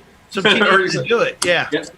You get this big thick book with them, and I mean this thing is just everything. It's awesome. Kevin, did you leave him a Easter egg in there at all? Yeah. Something he's got to discover on his own? There's one loose connection that doesn't need to be soldered. If he finds it, he gets the prize. Oh, cool. And what kind of power will that put out? Just held on by tape. Held on by tape. But you know what? Just you guys, anybody's playing with these amps, remember, like right now, this high voltage on this one says it's 2,400 volts, and that's remarkably close to what it really is. So this one here is 3,000 volts. Yeah, it's using two. Was it the 500Zs? 3-500s. Yep, that's a there's two of them. That thing will do. That's my favorite tube. I have about 4 or 5 amps with those tubes in it. Yeah. And what's beautiful about those amp, you know what people? Okay, go on to look on YouTube. There's a guy called I think it's BBI. Yep, I talked to him. And that dude is setting stuff up for his CB buddies. They use the 200 and the 201 and the 220. He puts them side by side, and he builds a little box so they keys them together. And he takes a small export radio that's 11 meters that puts out like 12 to 15 watts. He drives this dude, gets him up to 100 watts, and then this dude drives the 220 and gets it up to 2 kW PEP for the CB guys. What's the channel called? BBI. Mr. BBI. Yeah, if he's, sometimes I can stand him and sometimes I can't, but he knows it, by the way. He tells you straight up. You ever watch his little thing that looks like the Star Wars thing? Oh no, that's funny. Yeah. He was a fan. I'm not gonna repeat what he says, but he actually knows what he's doing. He really does. Yeah, is that your bird meter? This is my bird and PEP kit. Same one. The guy out of Florida. Yeah, that's the guy to get it from, I hear. For those of you who are interested in the future, I'm going to be going over a way to take a dum-dum meter like I have this meter here, which is my go-to. I'm going to move this camera. This is not really that great. Let's see. Can you see? Oh, wow. That is a good video. Let's see. How's that? I picked this up off of OfferUp for a couple $100 with 7 slugs. There it is. So that's a 600 watt dry dummy load with a meter on it, but it's average only, doesn't do peak. But for about $10 or $11, you can build a peak reading kit for it with a little op amp and a diode and a couple, a handful of components out of your junk box. So I think I'm going to do that. And then I was working on it's Chris, right? The guy in Washington, in Tacoma area. Yeah, go ahead, guys. I'm gonna look up the parts. I've got the manual here for the 220. Oh, here it is. Yeah, you're gonna want to get a manual. The guy that I tell the guy that you're getting this from, Nick, you should tell him to get you a manual, some extra tubes, and a warranty card. I'll make sure and I'll ask him if he's got a warranty with it. So the cover on mine is held in, but most of the case is held on with they're number 6 by 3/8 inch long sheet metal screws. Yeah, that looks like what it is. And then also this kit, Perfect. This was built. You got to go around and double. I checked some of them out. I think I missed one. Where they put this chassis is put together like a kit. The side panel, the crossbars, and the little rails in the bottom. You need to make sure that after you get it home, set it down and just make sure all that stuff is snug, and then make sure that you get the case. Are you shipping it? No, Chris is coming Okay. by, and he's Yeah. going to go visit up in Washington, and he's going to drive by and toss it onto Nick's front lawn. We hired a farrier. Yeah. Nice. I have a private carrier delivering. Actually, I'm driving on Saturday. I'm meeting Chris down at a friend of his house. He's about 3 hours south of me. Down, it's kind of near the Tacoma area. I'm not gonna say any more than that. Why is there gonna be a keg? 3 hours south. So are you up by Bellingham? I'm Everett, South You're in Everett. Everett? Yeah. Okay. You know, there's a Yeah, lot I- of expensive houses in Everett. I come to find out. Yeah. So here's a funny story. There's a house, and maybe this guy will see this on YouTube and then make contact with me because I'm interested in what he has at his house, and not necessarily interested in buying it or anything. But yeah, I mean, if he wanted to sell something, I would consider that. But he looks like an old school ham. Never met him. I found a call sign online related to the house.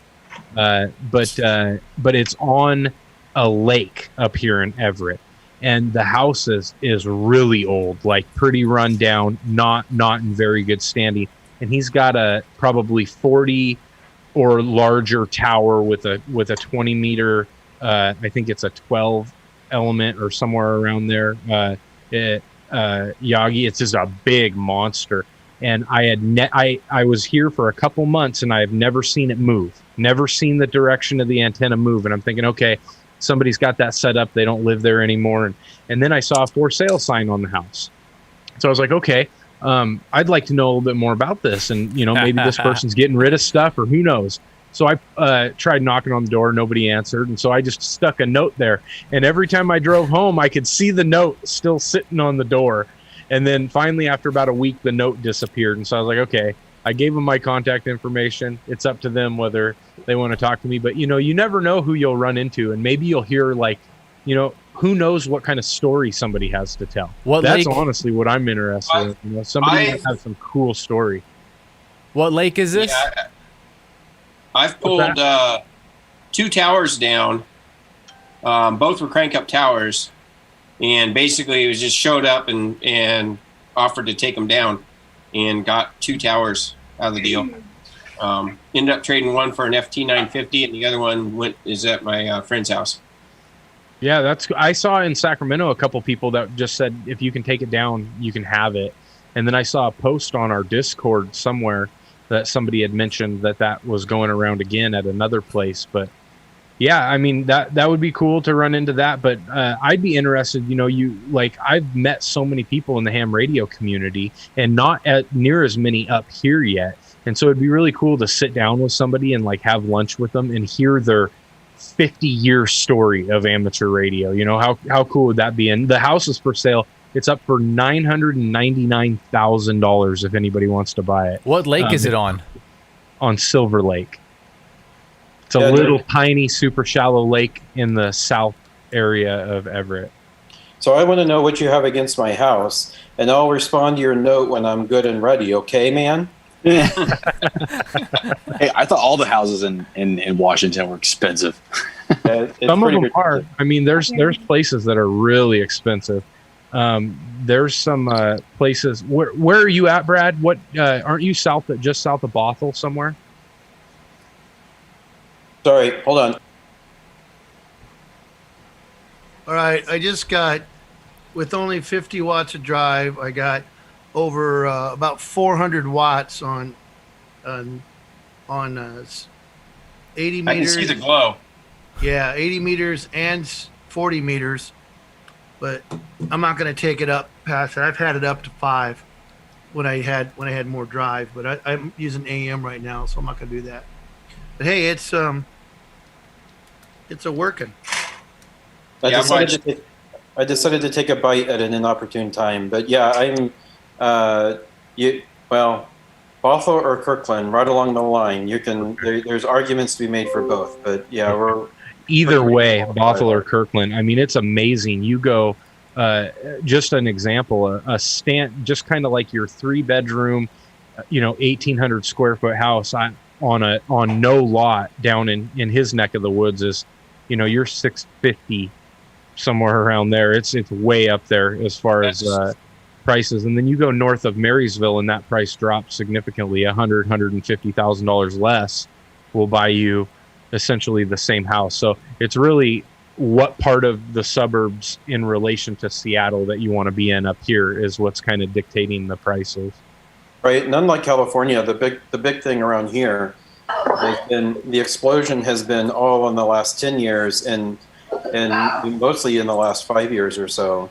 I mean, I moved here in 2004, and this was a lateral move cost-wise from moving from Atlanta, and so it was completely different. But then when Amazon planted its flag and said we want to basically take over the city, and Microsoft expanded and Google expanded and all these other companies started up and everything, and it's just exploded. So yeah, it's definitely a different market now than it was even 6 or 7 years ago.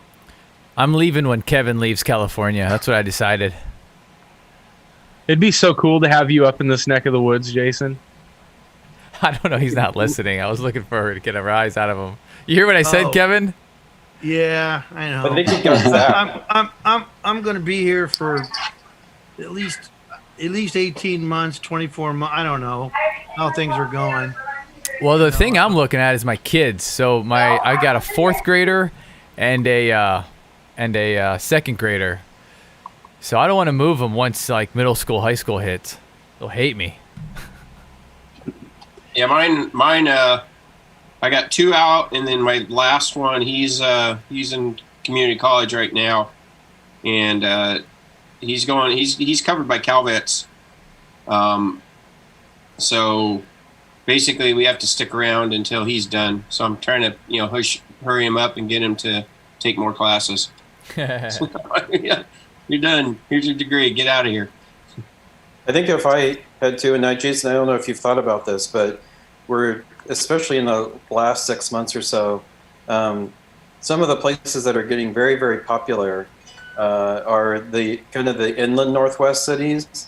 And I'm talking about like Medford and Eugene and Spokane and Boise and Missoula and Bozeman have always been kind of expensive, but a lot of these small Redmond or Bend is another one too, that they're kind of being transformed by, frankly, like people in your shoes.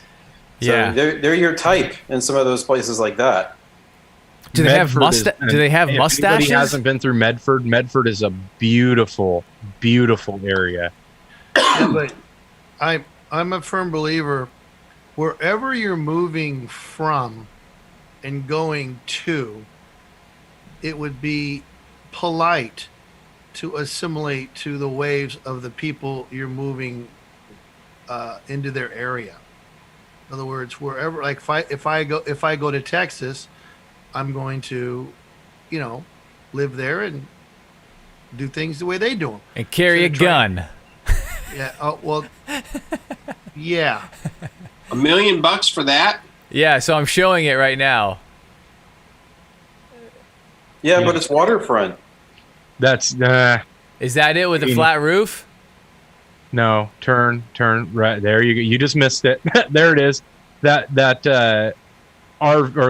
trailer is like blocking the entire view of the house, but there's the antenna, and I saw it turn the other day. I saw it was turned in that picture. It's facing south west, and it was turned hard southeast the last time I looked at it, and so it's being used, which is cool. I don't know what's prompting the sale of the house. There's not much house there. You can see it's not much to look at as far as the house, but I'm sure they lived there for a really long time. And yeah, this is an old picture because that's all gated up and overgrown and stuff now. But and they want how much for it? How much? It's for sale for $9.99, I think it was. I will sell you mine for slightly less, with way more property, way bigger house, more, and a bunch of radio crap. But it's on a lake. Dude, my neighbor's field floods every winter. Oh, perfect. It goes. It's funny when it gets warm out that lake. You can't have any motors at all. No, I don't think you can even have an electric motor on this lake. It's just everybody in little floaties across the whole lake. They're moving because there's too many rules. That's what it is. Yeah, probably. Those people have. My hunch is if you look at the place next door, that brand new construction. So I bet you it was a house that looked much like the neighbors and was torn down, and the new construction went up on it, and they're hoping that someone will buy it for $900 and subdivide it 4 times and either subdivide it, or put a house like that on it for $500 and sell it for $2 million as waterfront property. I mean, see, the problem is it's not the best area of Everett. I mean, I know it's not. It's not horrible, but it's not. It's definitely not like. It's not like you're in Machias or you're down, off of Lake. It's not like Lake Washington. You try to find a property bordering Lake Washington for sale, and you'll never find one for under $1 million. They're just super expensive. Right. But this is like a livable area where the median house is selling for like $590, and then you've got this house that is just archaic, run down. I mean, hopefully he's not listening now because I'm not trying to dog your house, but it's like that's a lot of money. But you're right, a builder might be what he's after as far as that goes. Yeah, they give you my place here in San Diego, the house is worth like 100 and something, 180 or something like that, and then the rest of the lot's worth like 400,000. Yeah. So this is the dirt. The dirt's worth more than the house. Okay, but where is the best place to live for low noise floor? Wherever that guy posted on YouTube earlier. My sisters in Iowa, rural Iowa. Ooh, yeah. And you're in the middle, so you could point. Yeah. Yeah, I like it. I would think like Wyoming, the Dakotas, where there's nobody. I think there's only like 3 hams in Wyoming. So you could be the 4th. And they're related. So I got a little bit of update. I've been a busy guy, so thanks to you guys and your input, I actually went to Sacramento Electric. Well, I did a couple things. I bought some ends, PL 259 ends, and I learned how to put those on my 214 cable, which I cut to 100 feet, and I hung that up. And I tested it all out, and everything's checked out. It seems to be work. I was able to with bad SWR, because I didn't have time to tune the antenna and kind of retweak things. With bad SWR, about 2.5 or better, worse, I actually hit, I think, Oklahoma. I hit Oklahoma on 2 meters, 20. So it was working. So I'm happy with that. And then the next day, well, I guess it would be yesterday, I went and bought at Sacramento Electric per your recommendation. They did seem to have the cheapest LMR 400 type cable, so I bought 100 feet of that. And my dad actually also bought some of it, so I went and picked that up, got more ends, and made my cable yesterday night. And tonight I just put that in. That's what I was doing during. That's why I'm all hot and sweaty. I just been outside hanging that, so I just installed that up 30 feet through a wall in here during the whole net and this little thing. So I've been busy, and I did listen on it, so I know it's working. I transmitted, but it was pretty high SWR, so which is to be expected. I might just switch, massively better cable. So, I got to go retune all my stuff this weekend. What antenna are you? What antenna are you using, Scott? Oh, so I have 2 antennas. Both are dipoles. One's a fan dipole at 30 feet for 20 and 40. Okay. And then I have an 80 meter that's at, I think, about 20 feet. Cool. Do you have a antenna analyzer, an MFJ, or a? It's on my birthday list, guys. Not quite there. I got to buy an HF rig too. I'm about $700 saved for an HF rig. I'm getting close. I'm feeling Christmas. What are you using now? Oh, I have. My dad loaned me an ICOM 707, which might be older than the radio you talked about earlier today. It might be. Oh, okay. When you get to get an analyzer or a nano VNA or something, we'll talk about. Let's see. I got to find it.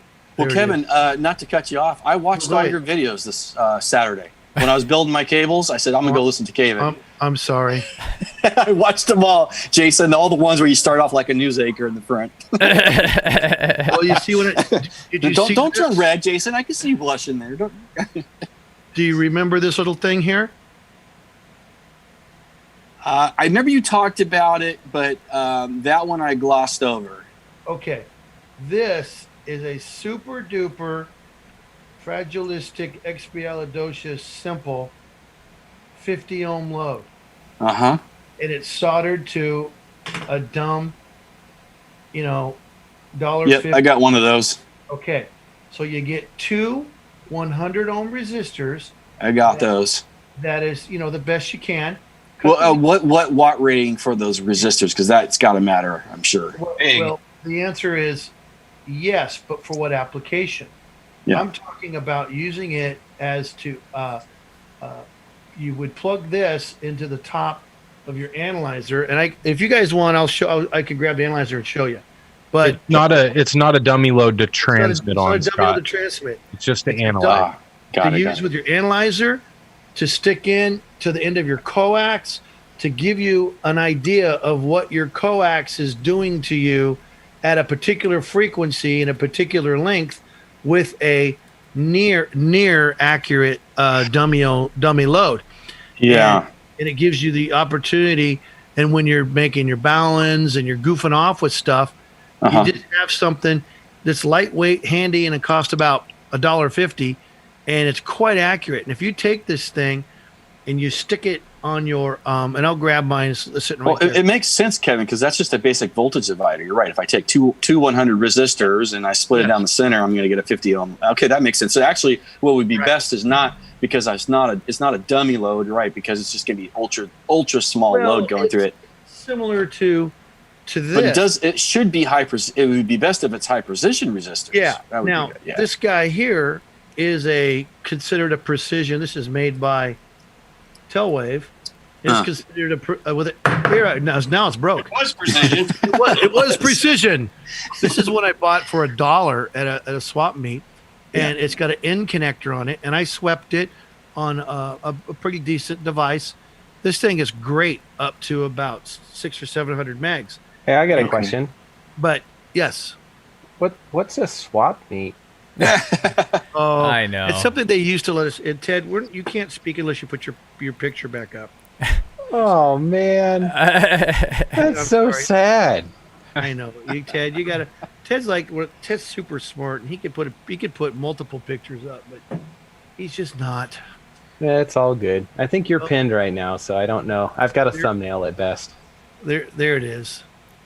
Yeah, I pin him when he shows something. Yeah. He's always showing something. I could put him in the waiting room. My dad does have an antenna light. He's got one of those cheap Chinese ones somebody referred to back. That's okay. But he's found it's got some errors in it. It's not super reliable, but I'm sure on HF, the regular HF frequencies is probably fine. The Nano VNA, the one between $60 and $100, is amazingly accurate. And this guy here is, when you do you said voltage divider, which is right, but the reason I did it is this helps make it flatter up. This is really, really flat up to 30 megahertz, super flat up to 50, even up into 2 meters. This thing is usable. So, and then if you decide to go find something better like this, you can, but for just regular ham radio stuff, for aligning your a bunch of things. And you're right. If you could use a 1% resistor, you got those, great. If you go to DigiKey or something, or order the 0.1% ones, even better. Yeah. Solder them as close as you can. There's a guy on the YouTube channel, I've told you before, his name is Alan Wilkie, W2AEW. You know him?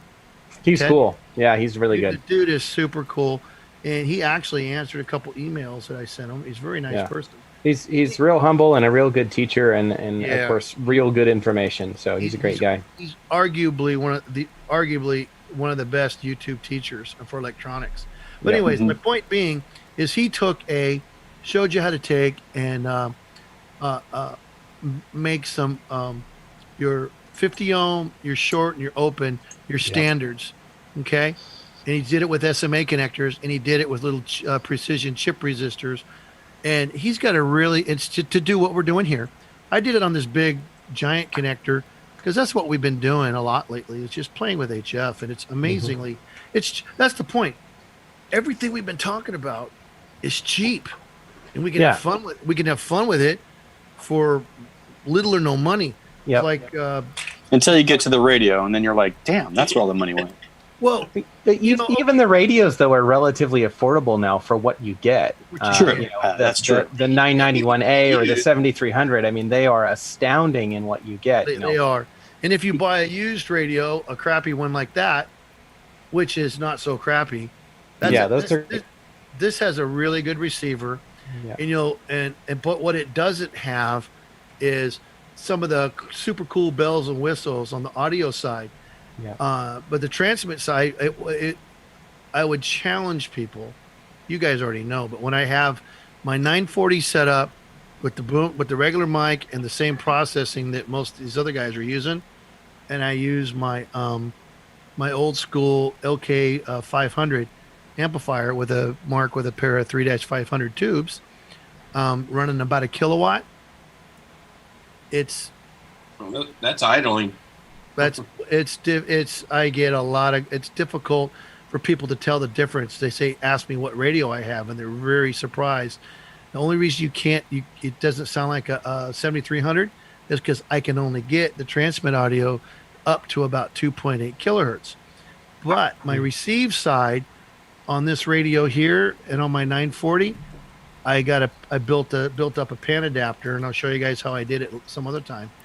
I can make this radio have just as much filtering, if not more, than the 7300. And the audio, I can bring the receive audio all the way up to the bandwidth could be like 10 kilohertz or 15, like FM radio quality, which is crazy. Who would want to do that?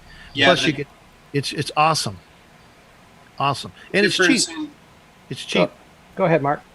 Yeah, had a IC 701, and the receive audio on that thing was, it was just night and day. It just sounded completely different than like a newer, like a digital rig, like a 7300. Oh, it does. Yeah. Well, what we're doing on this radio here, and my 940 and some other stuff, my son, I've done it with a couple other radios.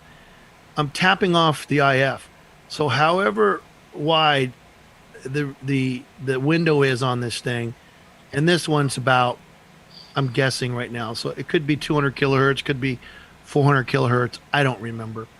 But however wide your IF is, that's how big your window is. Okay, you can look at on your pan adapter. And as you tune it and you move your frequency, that window moves with you.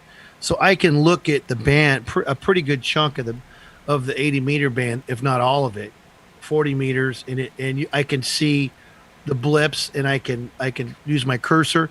It's actually, the software that you can get for the 7300 that gives you computer control. You can use SDR Uno on this thing. You can use ham radio, HD SDR, and there's a bunch of other ones that you are free and a couple you pay for. But SDR Uno, if you use that with the what's the name of that SDR receiver? SDR Play. Yeah. Even the $99 SDR Play, if you hook it to the IF and use SDR Uno for your software, so that box is $100. You make a couple cables for $10 or $15. Spend an hour doing a very, very non-destructive, non-evasive mod to your radio. This one's even easier. This one actually has a test point. And get that going. Hook it up to your computer. Hook it up to your cool speakers. Holy cow! It's night and day. It's a poor man's way to get their old radio working like a new radio. And then the transmit audio, it is what it is, unless you really want to work at it. And I don't. Yeah. Well, I'm really excited this weekend to really tune up my antennas and get some good QSOs on them. See how much better Like I said, I on the 213 connected it up to my 20. Even with a 2.5 SWR, I was getting out. So I know I was doing a little better than I had. In fact, the guy that I contacted, he said I was coming in stronger than I was hearing him.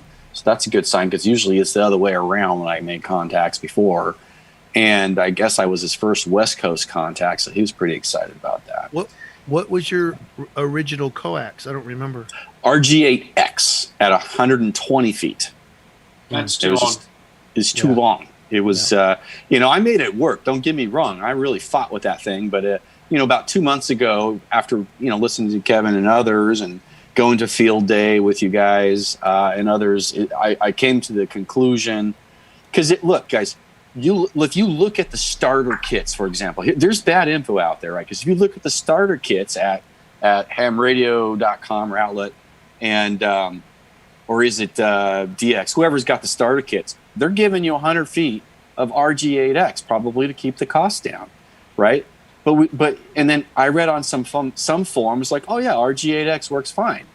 Well, maybe it worked fine when like the sun was in blistering solar activity mode or something. RG8X wasn't invented then, man. It's true, yeah, buddy. Yeah. But yeah, no, I've since then listened to more folks, and done more and more research, and now I'm finding all the fine print that says, oh yeah, actually you're not supposed to use that over 50 feet, and this is why, and here's what you should be doing. And so yeah, I wasted, I bought 2 100-foot RG8X cables. Anyway, so I've now taken those down and put them away. Maybe some sorry old sap will buy them from me. But I've also bought some jumper cable. I also made myself some 213. I redid my jumper cable to my tuner. I made a little 214 5-foot jumper cable there too. I run RG58, but about 4,000 watts, so it puts me about 1,500. That will catch on fire. That will catch on fire. Don't spread misinformation on YouTube. Who do you think you are? Don't you see this? So Kevin was going to make a comment. All I was going to say is RG8X does have a bad rap, but I have a question for Scott. Before you changed your cable out, what was your SWR before you did anything? Well, I mean, like you've shared either on videos or live. I don't remember. It's all blurred. No. Let me ask a question differently. Yeah. Your original. I got it flat. I got it flat on everything because it took me several days of tuning, retuning, and I'm fighting with tree branches. But yeah, right. I got it flat. One of my concerns is though on my 20 meters, I had to make it a pretty acute angle on that thing. So that's probably part of the problem with my radiation. It's probably not getting out as well as it could. Right, but my point being is you just proved the point for us. That long cable that was lossy, that if you put one of these little things and swept it with your analyzer or used your nano VNA, you would see these little humps like this. Yeah.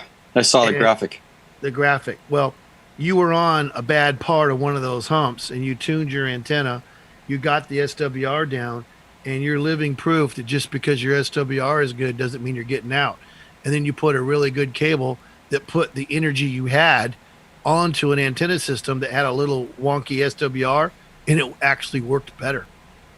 So that's great. It's true. It's the system, right? It's not the coax. It's not the antenna. It's not just the tuner. It's the system. You have to look at it from a systems perspective. You are exactly right. Yeah. Unfortunately, it's not a novice thing. It's as with anything that's a system. It takes skill, but that's part of the fun, guys. I've been doing totally this for part of the fun. Yeah, I've only been doing this for like 19 months. I'd also say, like with respect to RG8X or different things, with respect to tuning your antenna, and even with respect to making a little 50 ohm dummy load out of some spare resistors, everything in ham radio is relatively forgiving, and you can always spend more time. You can always make it better, but whatever you have is going to be close enough to get something going and to learn and to enjoy it and to have fun. And I would never want anybody to take away, oh, I've got to do everything perfect, or it's got to be the best, or else it's never going to work, or I'm not going to enjoy it. And that's totally wrong. Whatever you have is something you can start with, and it's something that you can learn and move from there. And sure, everybody has their best and their plan, but don't let that get in the way of doing what you can do right now. Yeah, no, and the other thing that I'm finding out too, I mean, your power handling on RG8X is pretty low. I mean, if I ever did get into a higher power, which is my goal, after I get my HF radio, I do plan on buying maybe a 600 watt amplifier somewhere somehow. And at that point, now you got to start upgrading your tuner, because my tuner is only 300 watt rated. But my cables now are all 1200 to 1800 watt rated or better. So I started with that. That's RG8X right there. That right there is 100 feet of RG8X terminate into a 50 ohm test resistor, like identical to what Kevin just showed. Yeah. And that's live. I just connected it, and I just connected it to my computer. Then that's what through are the you DNA. using? What are you using to It's a little do that? small for me. That's the Nano VNA software. It looks like. Nano VNA. That's only on Windows, right? No, it's got Linux support as well. Oh, okay. And Mac support. While you guys are talking, I just contacted South Cook Island, wherever that is, on FT8 20 meters. It's in the Pacific. Yeah, somewhere. I don't know. He was calling CQ, so I answered. It's just south of North Cook Island. You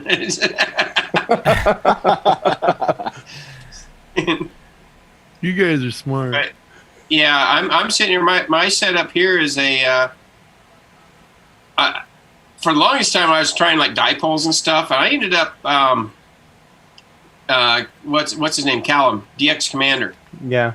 I've got a DX Commander in the backyard in about a 10-foot square area, with the radios kind of at angles just to keep a small footprint, and that thing works great. I mean, I've got like 69 countries on that thing, so, and I can pretty much work all the U.S. on it. So, and I don't have an antenna tuner. And what bands you got on that thing? Right now I'm at 610, 15, 17, 20, 40, and 20 and 40. I don't have 30. I need to do 30. Very cool. It's the light. So I actually went and bought a second one. I bought a full-blown one, so that'll give me 30 and a couple others. So. Now, Scott, did you say you're going to have 80 meters? Yeah, I already have 80 meters. I've got them. 80 meters is on the 214 100 meter. 100 foot cable. And then I put the LMR 400 on my 4020, which is up a little higher. I figured it would be better to optimize that way. Hey, Jeff is joining us. What's happening, Jeff? They're in Texas. What's up? Hey. Hello. What's up? What's your call? Oh, well, I just dropped my phone. Hold on a minute. Oh, well. Anyway. It's like midnight in Texas. Well, I know, but at least he's getting paid. That's what I love. Everybody's keeping me awake anyway, so anyway. But I got the YouTube notification that you guys were up hanging out, so. Hey, Kevin, do you know who this guy is? Do you vouch for him? Yeah, he's all right. Yeah, that's our new captain right there. Good seeing you, Jeff. But where's your firefighter mustache? Yeah. Well, my wife doesn't care for the Oh mustache. yeah. Oh yeah. Nor does mine. Yeah. Well, we got to wear the masks all day at work, and so I don't know. Nobody knows what they got going on anymore. You don't even need to go to the dentist. Who cares? Let them rot. I haven't brushed my teeth in about 3 months. Yeah. Bad breath is gone. It's perfect. Wow. Before I always be worried, like if I got food in my teeth, and now it's like, bring it on, Hey, when are you going to get your station set back up, VLF? Well, I cleaned the garage the other day, and I think I finally got my critter problem taken care of. Okay. But anyway, no, it's all cleaned up. I was looking at the other day. We had a little windstorm come through, and my 40 meters wrapped around my guy wire, so I got to get up there and untangle it. And then I had an 80 meter leg fall down, so I got to get up there and tie that back up. And so that'll take care of the antenna. Then everything else works fine. And then I've got to switch out the tubes from the 1 amp to the other. Next week, maybe we can figure out a time that we'll do that. Yeah, so I've got those switched over since I lost those a couple months ago. And I've got that. I don't think it's a power supply. I think it's actually the Anderson power pole. You know, it's got like 6 different power poles on it, and then you can plug it into the power supply. Anyway, I think something's wonky in that, so it keeps shutting off my node, and so that's why that keeps. All right. Well, maybe we'll find somebody to help you fix that next week. So this is Jeff. This is W5VLF from Fort Worth, Texas. He is related to me. He's my son, and he's a firefighter in the Fort Worth area. And anyways, and he's a ham radio operator. When his station's up, he's pretty big signal there in that part of Fort Worth. And when I'm on here and he's on there, it's pretty fun because we draw attention from the East Coast to the West Coast. And last time we did that, I lost track at about 25 people kind of hanging out. It was kind of crazy. Yeah, cool. Because they can hear him really good, like in Maine and like Bangor, Maine, places like that. And then I can usually hear him kind of. And then the stuff right in the middle, we both hear. And then on the West Coast, you know, I hear most everything. And between the two of us, it just people just come out of the woodwork, man. It was fun. There's So, a anyway. guy in like San Jose. It's got Steve is his name, like W6QL or something like that. I don't know him. Okay. You know, as more and more people get, probably 80 meters up and running, I kind of have a thought to do a 2-meter crew on 80. 80 meter crew? Yeah, well, you know. You're a 40 meter. It would be, well, I'm just thinking, you know, because a lot of us are fairly local, and the 80 definitely can work well for local. But I got to tell you, I've got a few things to work out, because when I run 80 meters in my shack, and a lot of this is probably just everything is ran too close, but I plug this old girl into my radio, because using this is normally plugged into my radio. It 80 meters just gets all into my mixer, and so I unplug everything and put this in. Here you go. This is what you need. Lots and lots of these. Yep, some ferrites. Yeah, for sure. Lots and lots of those. There's another reason to get serious about your antennas, because a good example is at Jeff's house.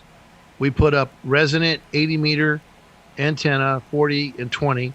He has a Ballon, and he has I think we ran LMR 400 down. I don't remember. Some good coax, and then which one? What's that? For which antenna are you talking about? It's a multi-band dipole. That's RG8X. We used RG8X on yours? Yeah, we used the 400 for the 400 is for the 2 meter stuff. We use RG8. So we cut everything to length, and it was happy.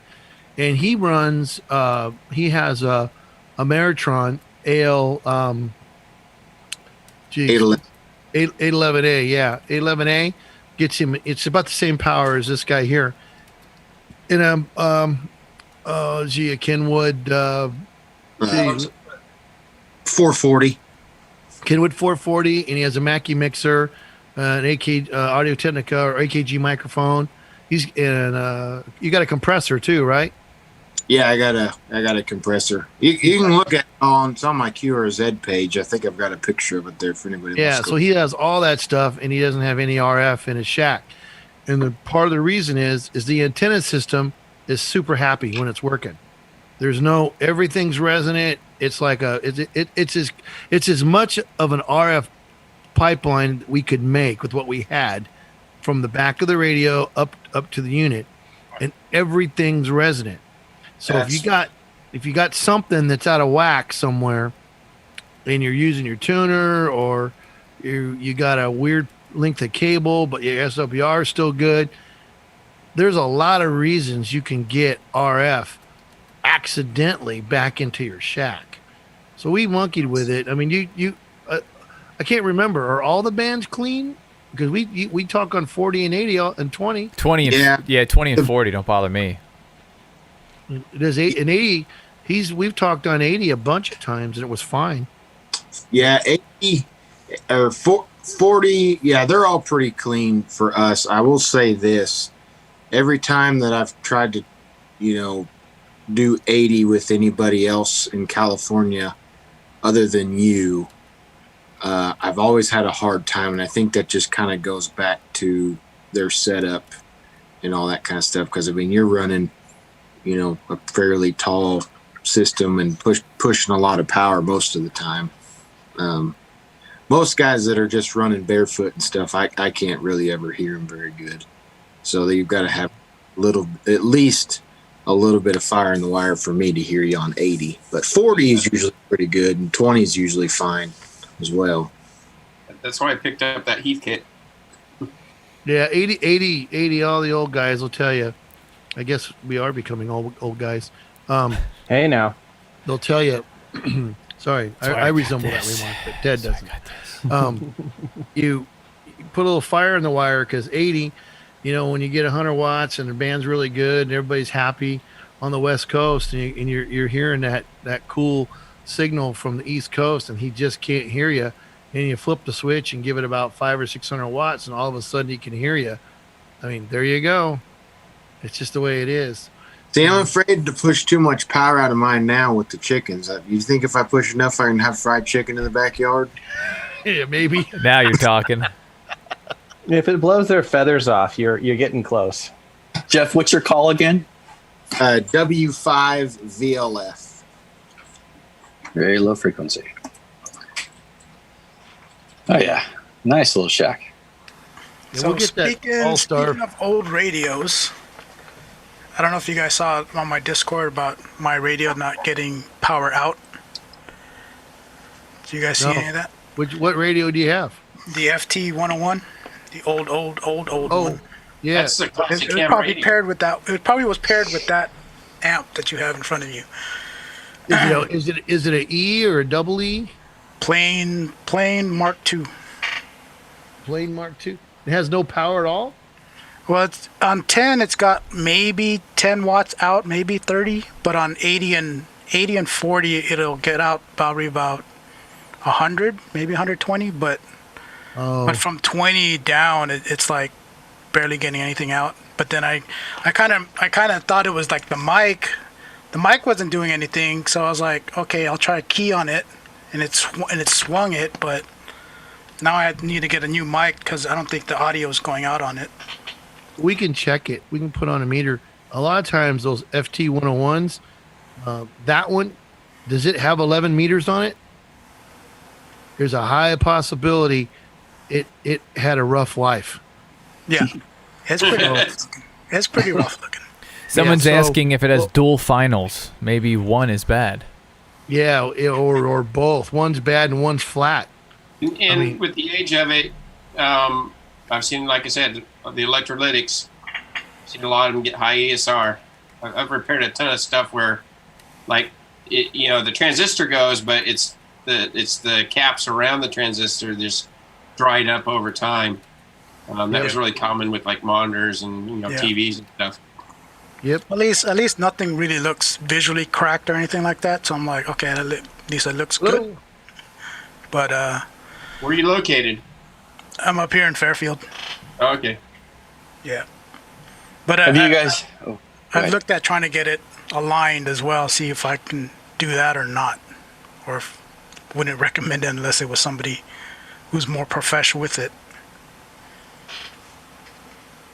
Any of you guys ever use the AKOM? What do you go? Power amps. I mean, they seem to be about twice the cost, but boy, they look sharp. They are sharp. Hey, I gotta go get the special gas for the shack. I'll be right back. All right. Is it going to be a cat? I'll put a standby image up for you there, Kevin, on YouTube. Oh, I bet you it's Chris. Play the Jeopardy theme. No, earlier the way he was sitting, I just couldn't resist. I had to find a picture of Mr. Burns. That's perfect. If you're watching YouTube, awesome. He was sitting Talking just about like that. the amplifiers, huh? The AKOMs. Yeah, I mean, as any of you guys have played with those, I mean, they seem to be about twice the cost, but they look sharp. A lot of people love them. They seem to have less technical problems with them. You know, some of these other ones require a little bit of love every now and again. That seems to be what I'm reading about the AKOMs. Yeah, you pay more, but you get a little less fuss with them long term. Are they the Italian company? I don't know. What's their website is acom.bg, so I'm assuming, or acom-bg.com. I'm assuming it's European. What are you showing us, Mark? Light in here. But they have several models that it's really calling my attention. But they're like $2,000. I mean that's just for the entry level stuff. That's not even their high end. What are they for, like a legal limit? Oh, they range the whole everything from 500 up to 1,500 or more. I think they have some that you could stack to get even higher. They got stackable amps, so if you really wanted to break the law, you could. Well, I can break the law with this one, so.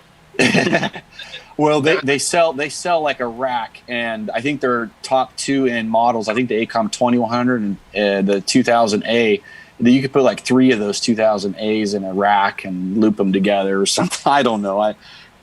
But they look sharp, and like I said, people like them. I've watched a lot of YouTube videos about them.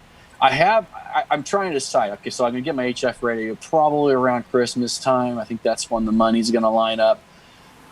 After that, sometime maybe for my birthday, I like to get a Rig Expert, either the 30 or the 50. But then the next purchase after that's going to be a power amp, and I don't know if I'm going to be in a Meritron and just kind of go on the cheap, but have to find yourself.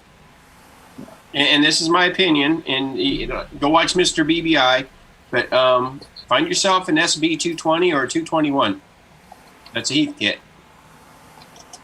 Is that does that run standard 125 power, or do you have to hook that up to 220?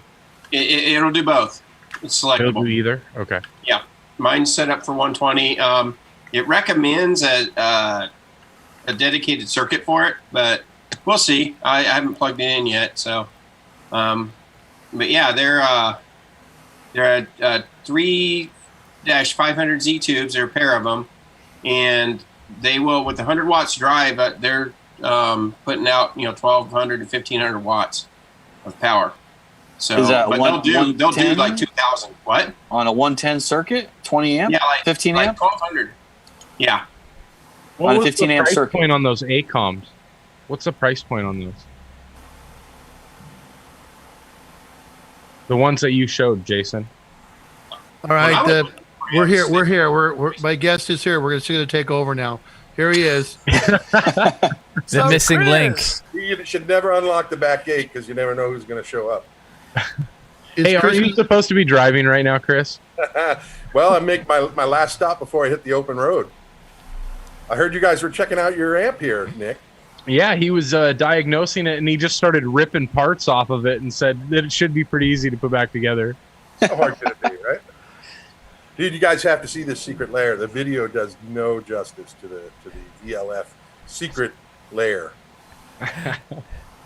Oh yeah. Yeah, secret squirrel stuff, man. Oh, let me get that. Oh, blocking my beautiful face. What's wrong? Gee, I can't do that. No, we had a Jason put up a fill-in face for you while you were gone. So I bet that was good. What was that all about? You'll have to go back and watch YouTube. You have to go back and watch it. Well, Yeah. Kevin, how do you like to sit in that chair? What's your resting position?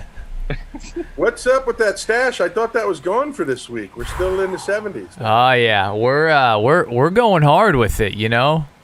It's got to be part of a Halloween costume. I'm really no longer getting any kisses or hugs from any of my family members, but he's gonna start dyeing it pretty soon. I thought he was gonna say I got no longer kids and hugs from any of my ham friends. The thing about a proper mustache is it really does keep people 6 feet back. So I think that is the goal.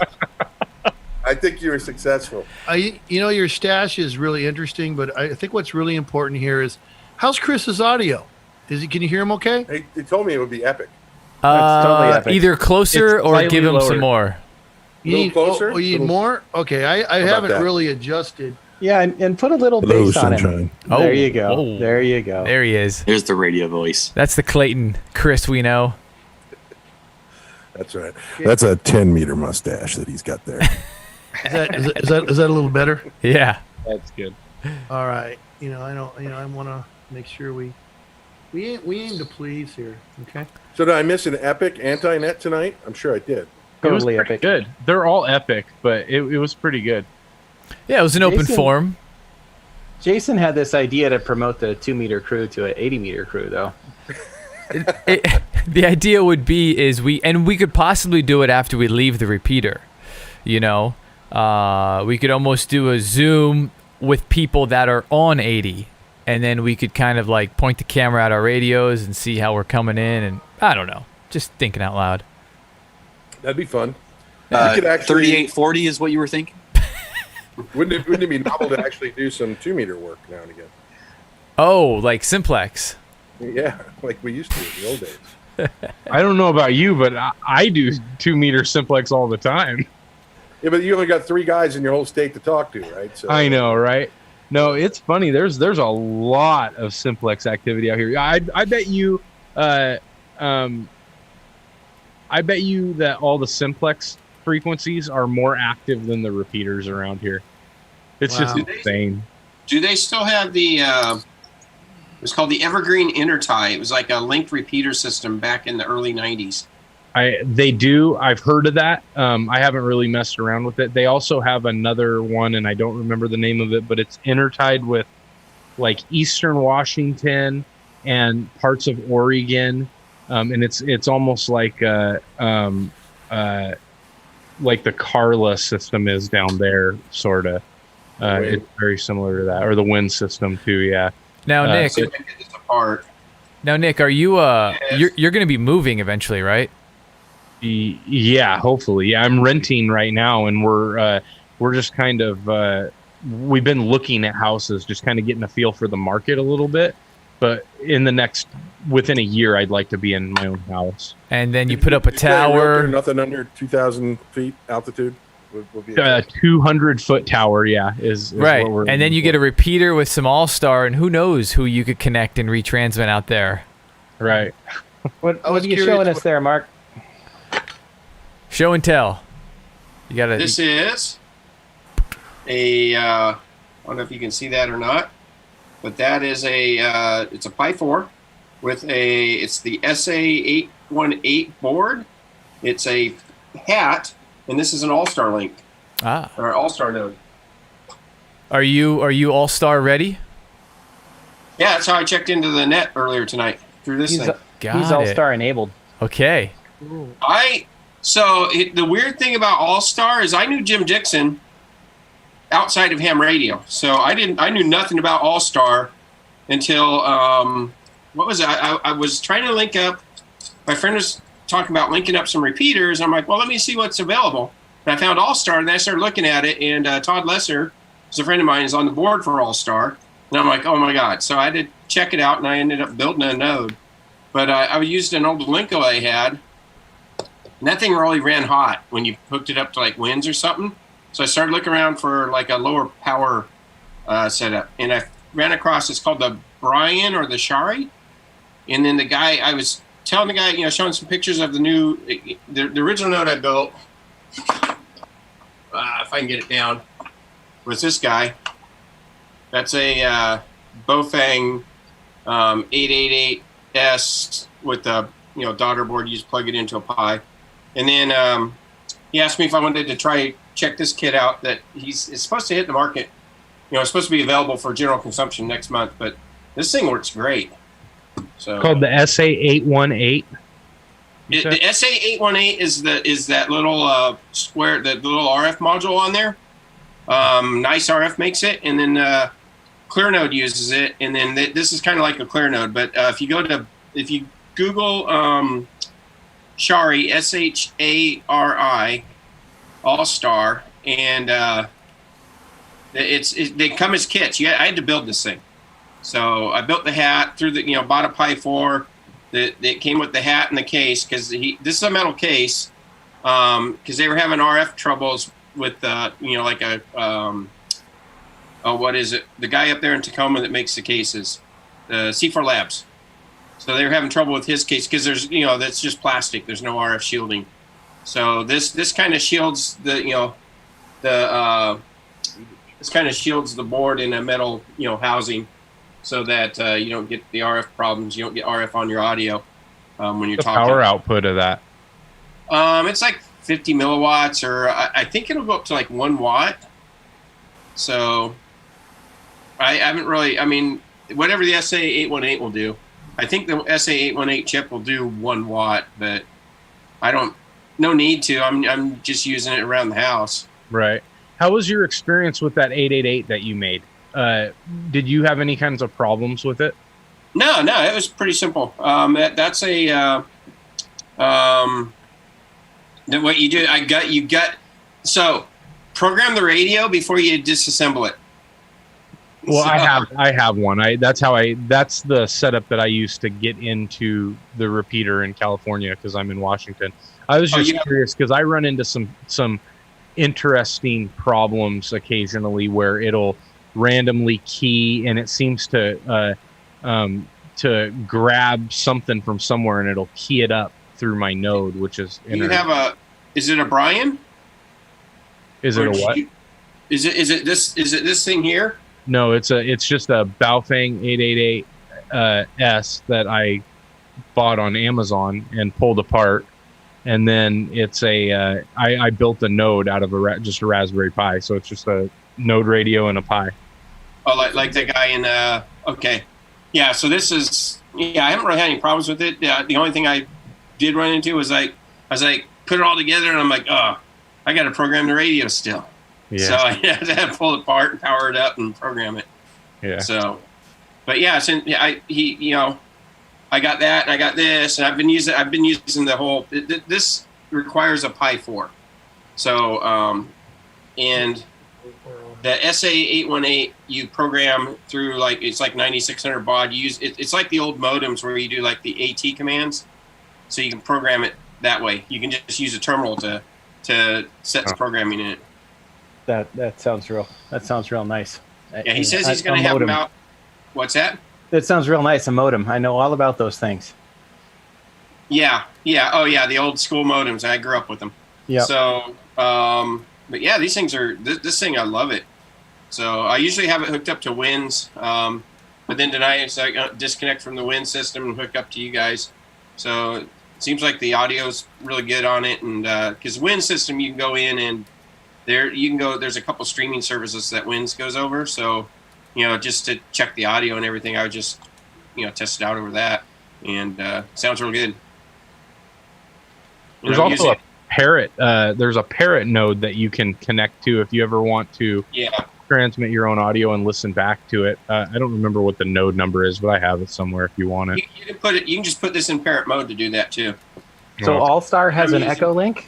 I'm using the cheap Yaesu with it, the Baofeng Yaesu. So, is it just me, or are Chris and Kevin getting a little closer every? And they muted themselves. Yeah, they turned it. Talk about secret squirrel. They're going lower, and it's not secret if we do it on TV. Jeez, it's full disclosure. See, we are talking about you guys. Yeah, pretty much. That's what we're afraid of. Yeah. Well, what's funny is there's still 29 people watching. Poor chaps. Yeah, I know. Yeah. Yeah, It was we should. You know, we're approaching 9:30, and I am working. Yeah, we put 29 people to sleep. Good job, everybody. But we can't. We can't tell everybody. We can't tell everybody everything right now, because then what are we gonna do next week? There would be no 80-meter crew. Right. Yeah. The only problem with that, Jason, is that sounds like we actually have a plan in place. Oh, yeah. Quick question. We'll figure out what we're doing next week, Wednesday at about 4. Well, that's going to be up to you, Nick. I don't have enough room for an 80-meter antenna. I am waiting for Callum to come out with what that big one is. He's got a 59-foot fiberglass pole. Yeah. He's just going to be making like a jumbo-size DX Commander out of. Yeah, the Nebula. I got a quick question for the group. Just a quick one before we close out. So now that I got these bigger cables in, I don't want to damage them by smashing my radios into the wall. So I've seen that there's some elbow connectors out there. Any thoughts? Are those pretty good? Introduce a lot of problems. Worth it? What elbow connectors? Good or bad? So on HF. Go on eBay, look for a rating, spend a few bucks, don't go for the cheap ones. But on HF, on that low frequency, I've seen a few great videos where people will string 10 of them together and the loss is barely there. Again, you're on HF, So, yeah, if you need a 90 here and there, I personally think you're fine. I'll let others answer as well. Yeah, I'd say go for it. Obviously, you should have SWR meters on your gear so you can tell if something's loose or not quite right, but, don't be afraid of them. Dude, I just priced that RG214. That stuff's like $4 a little over $4 a foot. I didn't buy it. It was a gift. It was given to me, and I've seen as high as $9 a foot. It was a gift for a drug deal? I mean... I'm not going to go over it on the air, but... I'll tell you on the side someday, the field thing, but it was gifted to me by one of my mini Elmers, and I'm grateful for it. I won't share his story because it's government work and things, but anyways, yeah, he gifted it to me. He gifted me about 150 foot of that 214, so I do the math. The reason why it's, just so you guys know, the reason, does anyone know why it's so expensive? There's a reason. There's an ingredient in that cable that makes it extremely expensive. It's silver plated. Yeah, it's double silver plate. So not only is the shield dipped in silver, but it is but the coax is the actual center conductor is also in silver. How does that affect its bend cable? I forget what the name of that is. It bends really well. The LMR 400 doesn't bend. I didn't get the Ultraflex stuff, so the LMR 400 doesn't bend at all. It's stiff, yeah. It's stiff, but I actually kind of like it. It's just a different way of dealing with the cable. You don't be afraid to kind of gently, pull it and stretch it out. But it was as manageable as the RG8X or anything else. It's very easy to manage. It's a PTFE center dielectric too. Yeah, so the dielectric was pretty easy to work with too. Yeah, watch. Mm-hmm. It was Mr. BBI, the amp repair guy. Yeah.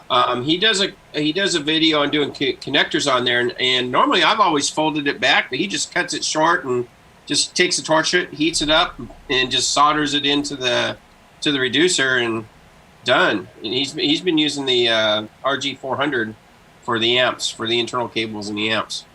So I guess the original reason for 214, where cost wasn't a matter, it went into satellites, and it's also used for repeater duplexers. And so in both of those scenario, cost really isn't a matter because it's short runs, and so they needed the double shielding. You're talking 20 feet, $20 worth of cable. Mm-hmm. Yeah.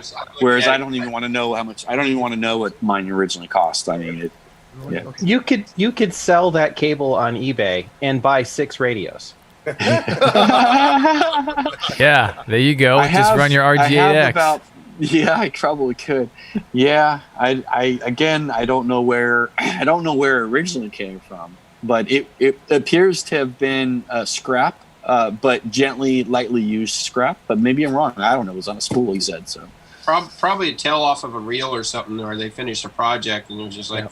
It fell off the back of a truck. Yes, it is from a. It was left over from a project, and it was on a reel.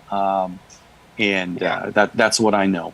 Isn't Who that the nice? original buyer? Yeah. Isn't that nice, though? You know, this is the tale of a reel that would have frustrated somebody else, and Right. yet you are so happy to have it.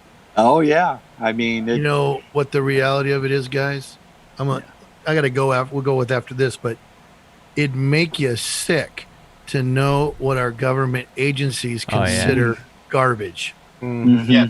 And the handful of people that I've run into that get to see it firsthand, it's crazy.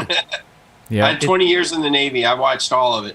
Yep. It was for amazing. sure. I mean, I was at a job one time at Mare Island, working on next to one of the Navy, that boat shop where they fix boats and they fix Hummers and all this stuff.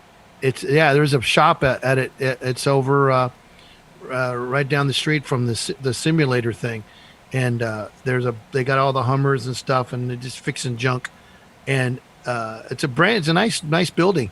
Next to the building is a big giant dumpster and a big pile of stuff. And I thought they were like straightening out their shop. And the guy said, "Oh no, we're throwing all that away." Jeez. Nice. And I was just like, "What?" Oh Hey, man. it'd be hundreds of feet of coax in there. It'd be like a reel of coax with, that's like 3/4 used. There wasn't any of that, because if there was, I would have asked for it. But it was just stuff that I'm like, "Oh, I didn't realize." So anyways. Well, hey Make you guys, sick. it's 9:30. I think I'm gonna shut this down. It's getting late Well, on the West Coast and extremely late on the East Coast. So I will Next- talk to all you guys.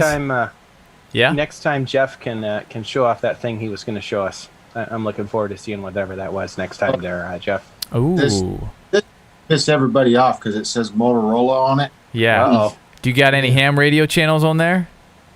No. Okay. You know what? I'm the radio guy for the department. I have zero access and ability to do anything to this. Well, that's a problem. We'll introduce you to our friend Bobby Lee, and we can change that real quick. Yeah. Send one up to your We got dad. radios like that already dialed in. We don't have enough time to talk about all the red tape, but we piggyback on a big, system that's actually like P25 stuff. Yeah. and so it's very heavily regulated. So Sure. Yeah. Not to mention the software, like for example, Bobby Lee and a few of us have software. Problem is, if you flash your radio with let's say you got version 11, and then Jeff takes his radio in, and they go, "Hey, we're gonna like upgrade whatever feature they're gonna do," and they flash it, and those cats got the newest one, and maybe it's 18. I don't know. I don't even know what they're up to, and then you get it back. And your old software, guess what? It doesn't work anymore. Yep. Unless you subscribe to, you pay for it and you subscribe to the updates, you will get left behind. Like any of my stuff, I only flash it with my software that I got years ago, because the new stuff, if I let a friend do something to it, my radio it'll brick it for me. I won't be able to get into it again. Yeah, they won't. Well, we can talk Motorola's another night. Okay, we're out of here. All right, guys. 7-3. Thanks for everyone joining us. Thanks, Check everyone. out Nick's channel next week. Next week, Right. Northwest Ham Trap. 7-3. Good night, Jeff. All right.